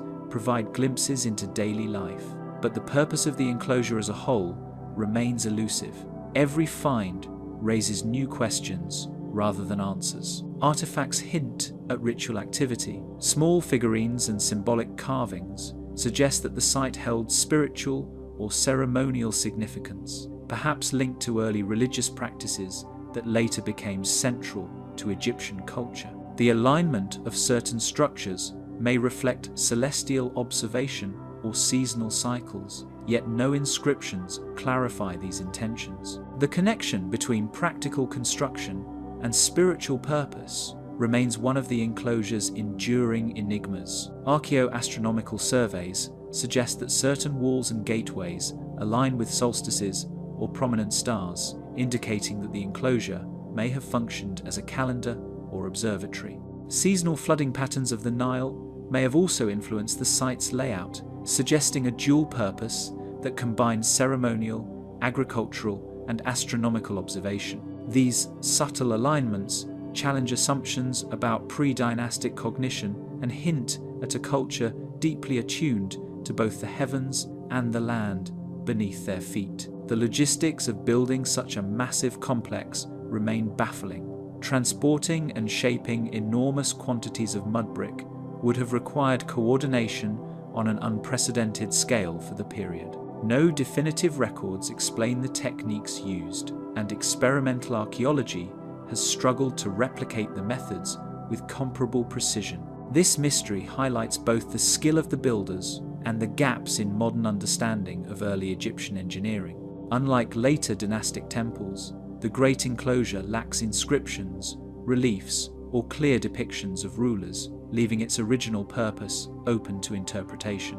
Comparisons to later ceremonial centers suggest that it may have functioned as both a political and religious hub, blending governance with ritual practice. Yet without direct evidence, historians are left to infer the motivations of its builders from the physical remains alone. The scale and uniformity of the walls suggest a hierarchical society capable of mobilizing hundreds or possibly thousands of workers. Such coordination implies leadership, planning, and social structure that predates formal dynastic administration. The labor required would have been immense, demanding not only manpower, but also sustained food supply, resource management, and logistical oversight, a complexity previously thought unattainable at this early stage in Egyptian history. Radiocarbon dating places the construction of the enclosure several centuries before Egypt's first pharaoh, reinforcing the idea that organized society existed long before formal dynastic records. This challenges long-held timelines, suggesting that the roots of Egyptian civilization may be deeper and more sophisticated than previously believed. Every analysis, whether of brick composition or settlement patterns, reinforces the notion that the Great Enclosure was a monumental achievement of an advanced but largely undocumented culture. The site continues to resist complete understanding despite decades of scholarly attention. Every excavation, survey, or remote sensing analysis uncovers new anomalies, unusual wall thicknesses, hidden depressions, or traces of structures that seem deliberately obscured. These findings fuel speculation about the enclosure's true purpose, whether defensive, ceremonial, administrative, or something entirely unknown. Its silence is both provocative and haunting. Recent surveys using ground-penetrating radar have hinted at previously unseen substructures beneath the enclosure, including linear depressions and potential foundations that suggest a network of underground chambers or storage areas. These hidden elements raise questions about the true scale of the site and hint that much of its purpose may still be buried, waiting for modern technology to reveal it. Whatever purpose it once served, the Great Enclosure of Nekhen stands as a monumental testament to human ingenuity,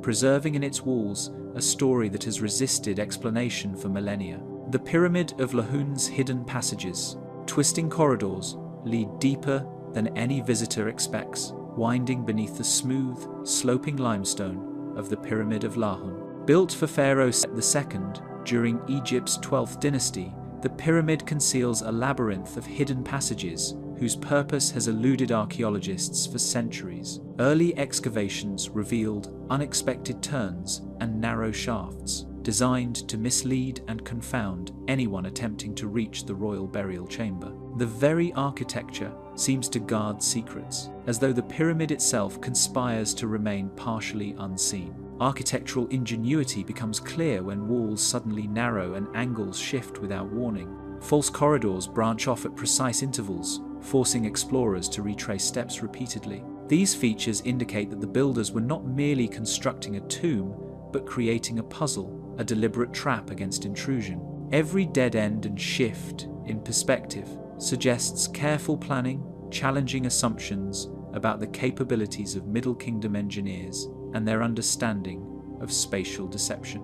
Ancient builders left signs that still puzzle experts. Marks etched into stone blocks appear at intervals along certain passageways, yet their meaning remains uncertain. Some resemble counting symbols, while others hint at directions or construction phases, but no conclusive interpretation has emerged. The presence of these enigmatic notations suggests a dual purpose. They may have guided workers while simultaneously obscuring the true path to the burial chamber, keeping it hidden from prying eyes. Maps drawn in the early 20th century hint at chambers never found, some recorded only as faint depressions or conjectural spaces. Archaeologists who explored these areas noted that portions of the pyramid had collapsed, sealing off sections that might contain critical evidence. The potential for undiscovered rooms beneath the surface fuels speculation that Lahun may conceal treasures, records, or ritual spaces that could fundamentally alter the understanding of Middle Kingdom funerary practices. False doors and dead-end hallways suggest deliberate misdirection, as if the pyramid's creators anticipated both human curiosity and the passage of time itself. These architectural tricks are remarkably consistent, implying that deception was a central concern in the pyramid's design. Scholars theorize that the hidden passages served to protect the king from tomb robbers while maintaining a symbolic journey for the deceased, intertwining security with spiritual purpose in ways still not fully understood. Fragments of pottery and broken tools hint at a human presence, leaving traces of activity that predate recorded excavations. Workers may have left these artifacts behind while constructing concealed chambers, or they could indicate secret rituals performed in areas now inaccessible. Each fragment tells a fragmentary story, offering glimpses of the individuals who labored, mapped, and moved within the pyramid's hidden corridors. Yet their full narrative remains shrouded. Air currents whisper through hidden shafts, as if the pyramid itself breathes, carrying hints of undiscovered chambers. Temperature changes and subtle drafts suggest voids beyond what has been excavated, inviting modern techniques such as infrared scanning and ground-penetrating radar. These natural phenomena are subtle yet persistent, leading researchers to believe that significant portions of Lahun's internal design remain uncharted and potentially undiscovered. Data from recent magnetic and electrical resistivity surveys point to the possibility that some hidden corridors may extend beyond the pyramid's base, connecting with subterranean structures or older foundations nearby. These findings imply that Lahun could be part of a larger, integrated network of underground spaces, possibly linking the king's tomb to administrative or ceremonial complexes in ways not yet visible above ground. If confirmed, this network would reveal that the pyramid was not merely a solitary burial monument, but a node within a more expansive plan of subterranean architecture, hinting at a sophistication in Middle Kingdom design that continues to surprise researchers. Geophysical scans reveal anomalies beneath the central burial chamber, including unexplained cavities and layered structures that defy conventional explanation. Archaeologists debate whether these spaces were intended for additional burials, storage, or ceremonial purposes. Each new survey raises questions about the sophistication of construction methods, the level of forethought required, and the overall intent behind the hidden passages. Lahun, in this sense, is both a tomb and a riddle, waiting for insight to unlock its secrets. The true tomb of Pharaoh Senusret II remains elusive despite decades of study, with the king's final resting place obscured within the pyramid's intricate design. Scholars acknowledge that the complexity of hidden corridors reflects an unparalleled blend of engineering, ritual planning, and symbolic narrative. The careful alignment and deceptive structure suggest that the pyramid was designed as much to mystify the living as to honor the dead, ensuring that the pharaoh's passage to eternity was guarded in both the physical and spiritual realm. Every excavation raises more questions than answers, revealing the ingenuity of a civilization capable of creating labyrinths that continue to challenge modern understanding. Each corridor explored, each blockage cleared, seems to hint at further mysteries lying just beyond the reach of discovery, as though the pyramid itself has a will to remain partially unknown. The Pyramid of Lahun's hidden passages are not simply architectural features, they are a silent testament to the ingenuity and secrecy of ancient Egypt. Within its concealed corridors, the Pyramid of Lahun continues to guard mysteries that even time has yet to fully uncover. The strange symbolism of the Ankh. Ancient temples echo with carved symbols whose significance has puzzled scholars for centuries. Among these, the Ankh stands out, its looped form and cross-like stem recurring in tombs, reliefs, and sacred spaces from the Old Kingdom through the Ptolemaic era. Often referred to as the key of life, its precise meaning remains elusive, a puzzle encoded in every hieroglyphic depiction.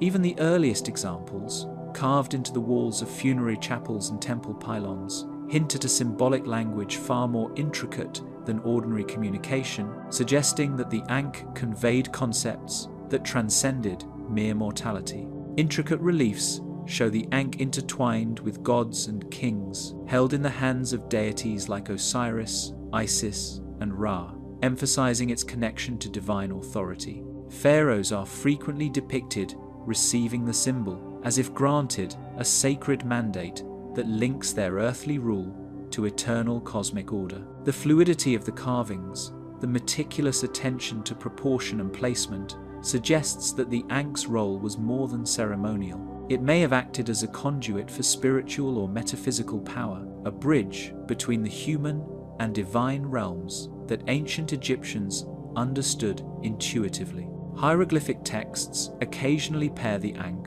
with verbs of offering, protection, and renewal, revealing layers of meaning beyond its visual simplicity. These inscriptions appear in spells, religious texts, and mortuary inscriptions, often emphasizing continuity of life after death. Yet, even with thousands of texts catalogued and studied, a complete understanding of how the Ankh functioned within these linguistic frameworks remains tantalizingly out of reach. Scholars continue to debate whether it represents a literal life-giving force, a symbol of eternal vitality, or a more complex interplay of spiritual concepts. Gold and stone artifacts reveal their presence in tombs, necklaces, and ceremonial objects preserved across dynasties. Inlaid with precious stones or carved from alabaster, the Ankh was often placed alongside mummies, suggesting a protective or guiding role in the journey to the afterlife. The durability of these artifacts, surviving millennia of environmental stress and human interference, adds to the symbol's mystique, as if the Ankh itself were imbued with resilience and power that outlasted the civilizations that created it. Ritual depictions show the Ankh held aloft in ceremonies, sometimes by priests or pharaohs, as if channeling unseen energy. Scenes in tombs of Thebes and Abydos illustrate this gesture in countless variations, often in moments of coronation, blessing, or offerings to deities. The repetition of this imagery across sites indicates that its significance was widely understood in ancient Egypt. Yet the full implications of these ceremonial acts remain shrouded in mystery, leaving modern observers to wonder what unseen force was being invoked. Comparisons across sites hint at regional variations in depiction and usage, yet the core symbolism remains compellingly consistent. In Upper Egypt, the Ankh appears more frequently alongside solar imagery, connecting life to the eternal movement of the Sunday. In Lower Egypt, it sometimes accompanies depictions of the Nile and agricultural fertility, linking it to material sustenance as well as spiritual vitality. These subtle distinctions suggest a multi-layered understanding, one that integrates cosmic, earthly, and ritualistic dimensions into a single potent emblem. Scholars analyzing inscriptions debate their literal meaning versus their metaphysical connotations, reflecting centuries of interpretive effort. Some argue that the Ankh's looped top represents the sun rising over the horizon or the womb as a source of life, while others focus on its crossbar as a symbol of the human world intersecting with divine power. No single theory has achieved universal acceptance, which only deepens the enigma surrounding the symbol, hinting at a sophistication of thought and belief that challenges modern comprehension. The Ankh's presence in funerary art raises questions about its role in life, death, and the imagined afterlife. From the walls of tombs in the Valley of the Kings to coffins of lesser-known nobles, it appears consistently as a sign of protection and continuity. Its inclusion alongside the deceased, often in gestures suggesting guidance or blessing, points to a function that transcended decorative purpose, marking the Ankh as an integral element in the Egyptians' vision of immortality and divine favor. Cross-references with other symbols suggest the Ankh may represent a broader network of spiritual concepts. It frequently appears alongside the Waz scepter, a sign of authority, and the Jade pillar, a symbol of stability, forming triads that together express complex ideas about order, life, and the cosmos. This interplay implies that the Ankh cannot be fully understood in isolation. It is part of a symbolic ecosystem, each element reinforcing and illuminating the others in ways that remain partially hidden to modern scholarship. Even after millennia of study, the Ankh's true power remains a secret hidden within the stones of Egypt. The impossible stone cutting of Abu Rawash. Giant limestone blocks stretch across the desert floor, their surfaces unnervingly smooth, and edges so straight they seem carved by a machine rather than human hands. The site of Abu Rawash, the northernmost pyramid complex of ancient Egypt, has long captivated researchers because of the paradox it presents: an unfinished pyramid exhibiting stonework of extraordinary precision. Despite the structure never reaching the monumental heights of Giza, the craftsmanship on its remaining blocks continues to defy conventional understanding of ancient construction techniques.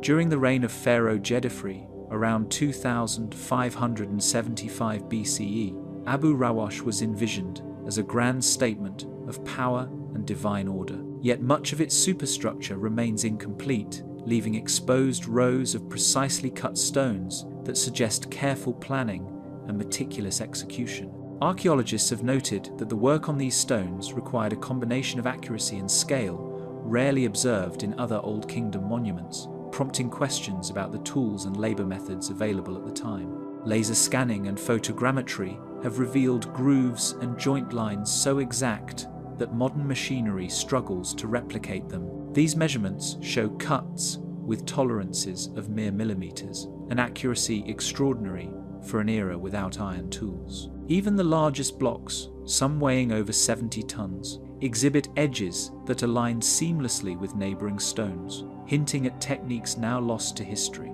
Narrow channels incised into certain blocks hint at methods used to guide placement or possibly to aid in lifting, yet no direct evidence links these to known ancient Egyptian lifting devices. Observers have been perplexed by the combination of delicate detail and immense weight, suggesting a mastery of both geometry and engineering that remains unexplained. Each block appears deliberately positioned, as if the builders possessed an understanding of physics beyond what was documented in surviving texts. Copper chisels and dolerite pounding stones, common tools of the period, provide some insight into the techniques employed. However, experiments replicating the work with these implements fail to achieve the same results, particularly in maintaining flat, unfractured surfaces on the massive stones. The stones themselves, some quarried from brittle layers of local limestone, should have shattered under such treatment, yet they retain a quality that continues to confound modern craftsmen.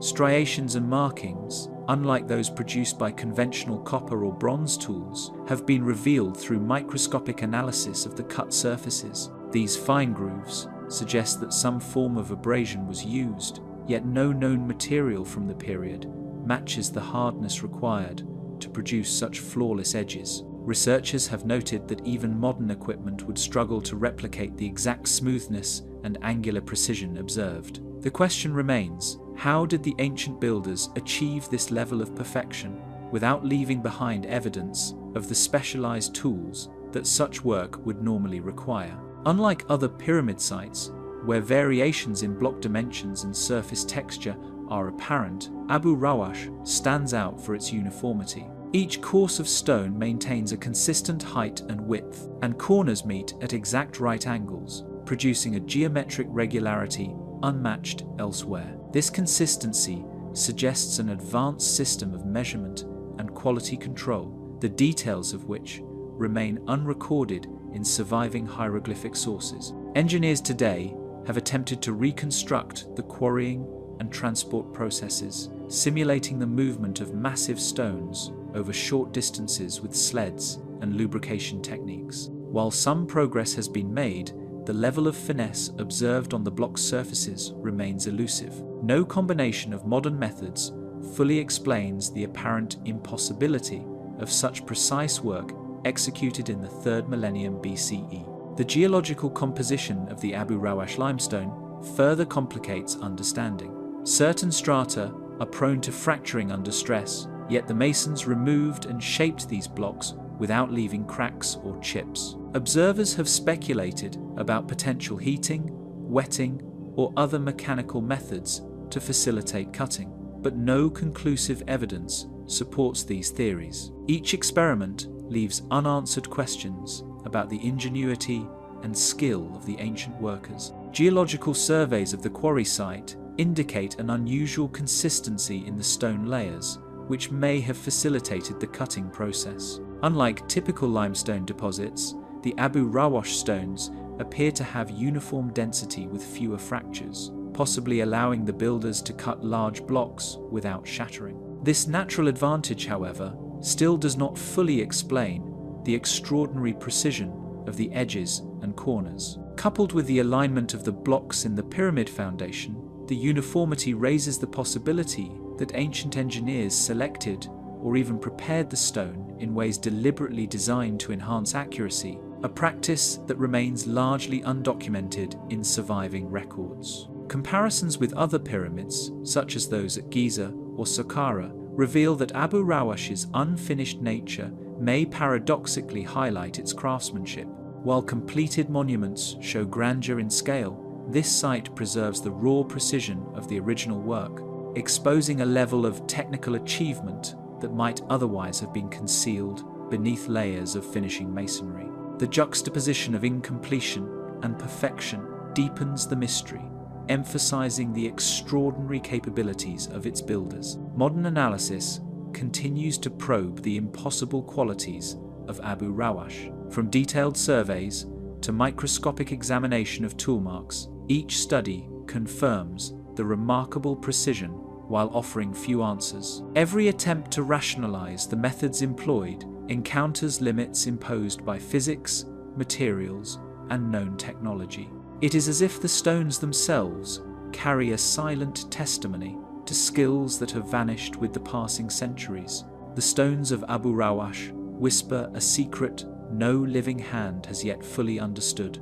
The solar boat of Khufu. The year 1954 marked an astonishing moment in Egyptian archaeology when Kamal el-Malak, an engineer turned explorer, uncovered a long hidden pit at the foot of the Great Pyramid of Khufu in Giza. Within it lay the fragments of what would later be recognized as the solar boat, a full-sized vessel meticulously disassembled and buried thousands of years earlier. The excavation stirred immediate fascination, for few artifacts so tangibly connected to both ritual and engineering had survived the relentless passage of time. Its presence beneath the pyramid hinted at complex ceremonial practices and the Egyptians' extraordinary reverence for the afterlife.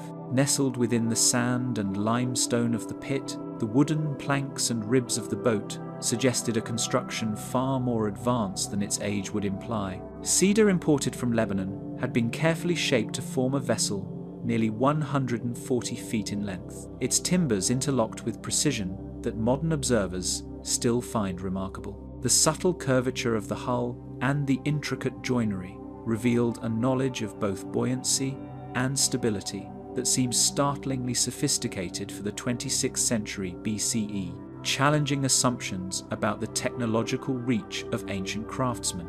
Evidence from the burial site hinted at the solar boat's intended purpose. Ancient texts and reliefs depict similar vessels carrying the pharaoh through the celestial waters of the afterlife, accompanying Ra, the sun god, in his daily voyage across the sky. This symbolic function imbued the boat with both spiritual and political significance, serving as a bridge between earthly power and divine authority. Yet the decision to bury it intact, rather than leaving it afloat or displayed, raises questions that have long perplexed historians and archaeologists alike. Attention to the craftsmanship only deepens the sense of wonder. The hull's timbers were bound using mortise and tenon joints, while thin wooden dowels secured key sections in place. Traces of rope and natural resin suggest that the Egyptians employed advanced knowledge of materials to both waterproof and stabilize the vessel. Every aspect of its construction indicates deliberate planning, executed with tools that were remarkably basic by modern standards, yet capable of producing precision that seems almost impossible without sophisticated measuring techniques. Modern analysis has further revealed clues about the methods of preservation. The cedar wood itself, naturally resistant to decay, has survived remarkably well, though subtle warping and fissures testify to millennia spent under shifting sands and fluctuating humidity. Laboratory studies of the wood fibers and residual resin have offered glimpses into ancient Egyptian knowledge of chemical treatments, possibly intended to extend the life of the boat, though the exact processes remain elusive. These findings suggest a combination of practical expertise and ritual intent, blending engineering with sacred duty. Comparisons with other contemporary boats enhance the intrigue. Unlike ordinary river vessels, which prioritize speed or cargo capacity, the solar boat embodies a synthesis of functionality and ceremonial artistry. Its length, symmetry, and precise balance distinguish it from typical Nile craft, hinting that the builders were guided not solely by necessity, but by symbolism and cosmology. The boat's design may have mirrored celestial principles, aligning with the pharaoh's journey and reinforcing the ancient Egyptian belief in cosmic order. The excavation itself presented formidable challenges. Over decades, archaeologists painstakingly reconstructed the vessel, laying each timber in its precise place, guided by the marks left by ancient craftsmen. The task was complicated by missing pieces, fragile fragments, and the sheer scale of the boat. Patience and ingenuity were required to maintain structural integrity while reassembling a vessel that had lain in pieces for over 4 millennia. Each reconstructed section revealed subtle details that brought the ancient world vividly to life, yet simultaneously deepened the mystery of how such knowledge had been acquired and applied. Religious interpretations add another layer to the story. Scholars have suggested that the boat may have been intended to transport Khufu's spirit on a nightly journey through the underworld, mirroring Ra's solar path. This association between physical artifact and metaphysical journey underscores the Egyptians' extraordinary ability to merge faith with technological achievement. The boat thus exists not merely as a tool or artwork, but as a vessel bridging realms, carrying with it the weight of cosmic and royal significance. Scientific investigations in recent decades have employed X-rays, 3D scanning, and other non-invasive methods to reveal hidden details. These studies uncovered subtle joinery techniques, the precise curvature of planks, and evidence of repairs performed by the original builders. Every discovery raises further questions. How were such measurements achieved without standardized tools, and what rituals may have accompanied the assembly? Even with modern science, the secrets of the solar boat remain tantalizingly out of full reach. The enduring enigma of the solar boat lies not only in its physical construction, but also in its symbolic resonance. It embodies the intersection of earthly ambition, divine ideology, and technological brilliance, reminding observers that ancient Egypt was capable of feats that continue to defy understanding. As researchers continue to study every plank, joint, and groove, they are confronted with the persistent question of how a civilization thousands of years ago could create something so precise, so purposeful, and so enduring. Under the Great Pyramid's shadow, the solar boat appears to murmur of journeys that surpass human comprehension. The underground caverns of Giza. Shadows stretch along narrow corridors, hidden beneath the surface of the Giza Plateau, where sunlight never penetrates and the air grows damp and still. These subterranean passages, largely unexplored, hint at a network that may predate or run parallel to the visible monuments above. For centuries, rumors of hidden chambers and tunnels have tantalized explorers, yet the sheer inaccessibility and complexity of the caverns leave most mysteries intact. Passages twist and turn with irregular geometry, suggesting that their design was dictated more by the natural fissures of the limestone bedrock than by deliberate planning. Surveyors using ground-penetrating radar have mapped portions of these channels, revealing spaces that expand into hidden chambers or collapse into sudden dead ends. The unpredictability of their layout has prevented a full understanding of the cavern's purpose, prompting questions about whether they were intended for ritual, storage, or an entirely unknown function. Echoes resonate through the tunnels in ways that defy expectation, carrying sounds far further than the dimensions of the passage should allow. Acoustic studies suggest that certain chambers amplify or distort vibrations, possibly hinting at a deliberate awareness of sound by the builders. Some researchers theorize that these effects could have been used for ceremonial purposes, though no definitive evidence ties the acoustic phenomena to a specific practice or ritual. Stonework within the caverns displays surprising variation. Some walls are rough and natural, while others are carefully smoothed and joined with remarkable precision. In particular, a few chambers contain angular blocks carefully fitted together, echoing the meticulous masonry seen above ground at the pyramids. This suggests a continuity of craftsmanship and raises questions about the techniques employed in spaces where conventional tools would have been difficult to use. Discoveries of artifacts in the underground labyrinth are scarce but compelling. Fragments of pottery, remnants of charcoal, and traces of ancient oils have been identified in isolated pockets, often on ledges and recesses that require careful navigation to reach. Their presence implies human activity, yet the sparseness and distribution of these items complicate efforts to interpret their significance. The artifacts point to purposeful, albeit selective, use of the subterranean spaces rather than random occupation. Ventilation remains one of the enduring mysteries of these underground spaces.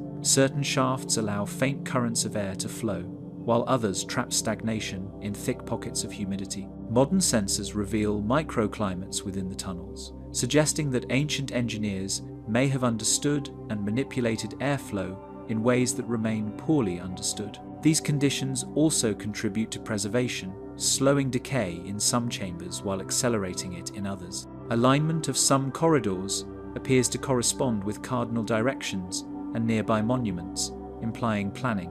Although no chamber has yet revealed direct astronomical alignments, the orientation of passages towards specific points on the horizon hints at a symbolic or functional logic. Whether these alignments were meant for ritual observation, structural integrity, or secret signaling is unknown, yet they suggest a sophisticated spatial awareness. Decay and erosion have reshaped portions of the caverns over millennia.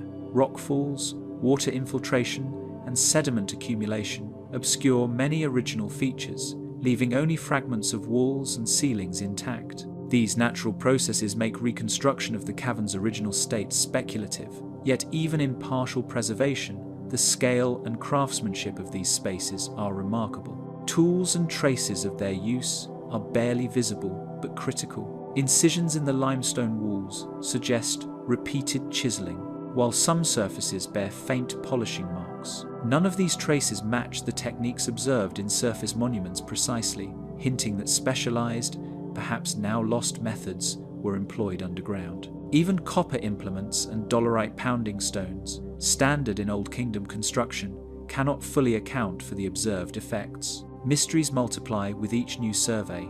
Certain chambers seem to end abruptly against natural rock formations, yet nearby voids hint at continuation, leading some researchers to speculate about hidden shafts or passages that have yet to be discovered. The precise purpose of these tunnels remains elusive, and the incomplete mapping adds an almost conspiratorial quality to the site, where the unknown is always just beyond reach. Chambers occasionally widen into unexpectedly large rooms, their ceilings supported by massive pillars carved directly from bedrock. These spaces defy simple explanation, blending practical engineering with architectural ambition. The scale and placement of the pillars suggest careful load distribution, yet no records or inscriptions clarify the builder's intentions. Exploration has advanced slowly due to logistical challenges and safety concerns. Archaeologists and speleologists rely on minimal lighting, scaffolding, and advanced surveying tools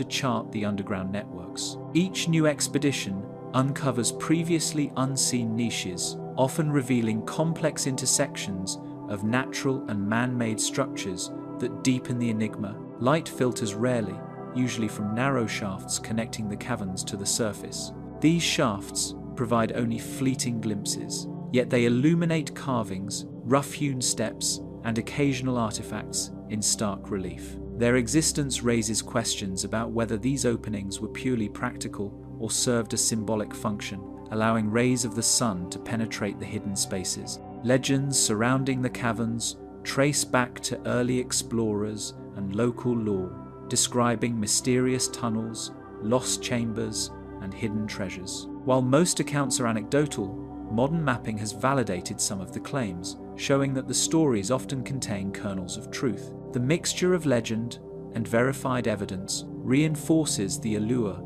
of these subterranean mysteries. Continuity with the surface monuments is evident but unexplained. Several tunnels appear to connect or run parallel to pyramid foundations and causeways, implying integration into the larger architectural and ceremonial landscape. Whether this was functional, symbolic, or both remains a question that continues to challenge Egyptologists. Every shadowed corridor hints at secrets that may never fully be understood, the secrets still buried beneath the sand. Shifting winds sculpt the golden dunes of Egypt, revealing glimpses of stone structures that have lain hidden for millennia. Beneath this endless expanse, layers of sediment have preserved fragments of civilizations long forgotten, leaving only tantalizing hints of what might lie below. Each trace, whether a shard of pottery or a faint outline in the sand, whispers of lives once lived and secrets deliberately concealed from time. Ground-penetrating radar has transformed the way archaeologists approach these buried mysteries, revealing anomalies beneath seemingly featureless plains. Linear formations and dense clusters suggest walls, chambers, or even entire settlements lost to the sands. Yet the technology only scratches the surface, indicating presence without providing full clarity, keeping the ultimate purpose of these hidden structures shrouded in uncertainty.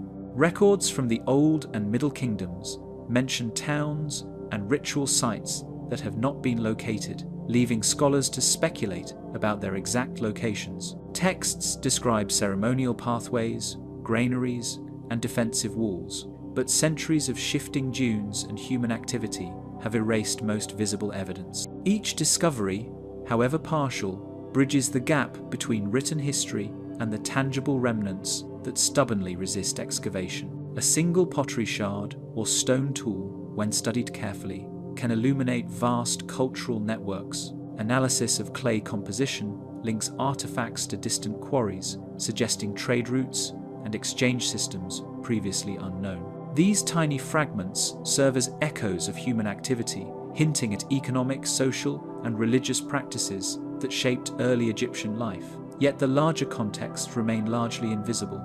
The crunch of sand underfoot conceals layers of history, yet subtle depressions and raised ridges offer clues to observant eyes. Satellite imagery, when combined with fieldwork, has allowed researchers to map potential sites over wide expanses, revealing patterns invisible from the ground. Some formations align with celestial bodies, roads, or water channels, suggesting intentional design, though their exact function is still debated. Unusual heat signatures have been detected in areas long thought to be barren, hinting at hidden cavities or denser materials buried beneath the dunes. These hotspots raise questions about what ancient builders constructed and why such precision might have been applied to structures now invisible. Every anomaly becomes a potential window into practices that vanished with the passage of centuries. Preservation and concealment coexist beneath the sands, where erosion and sedimentation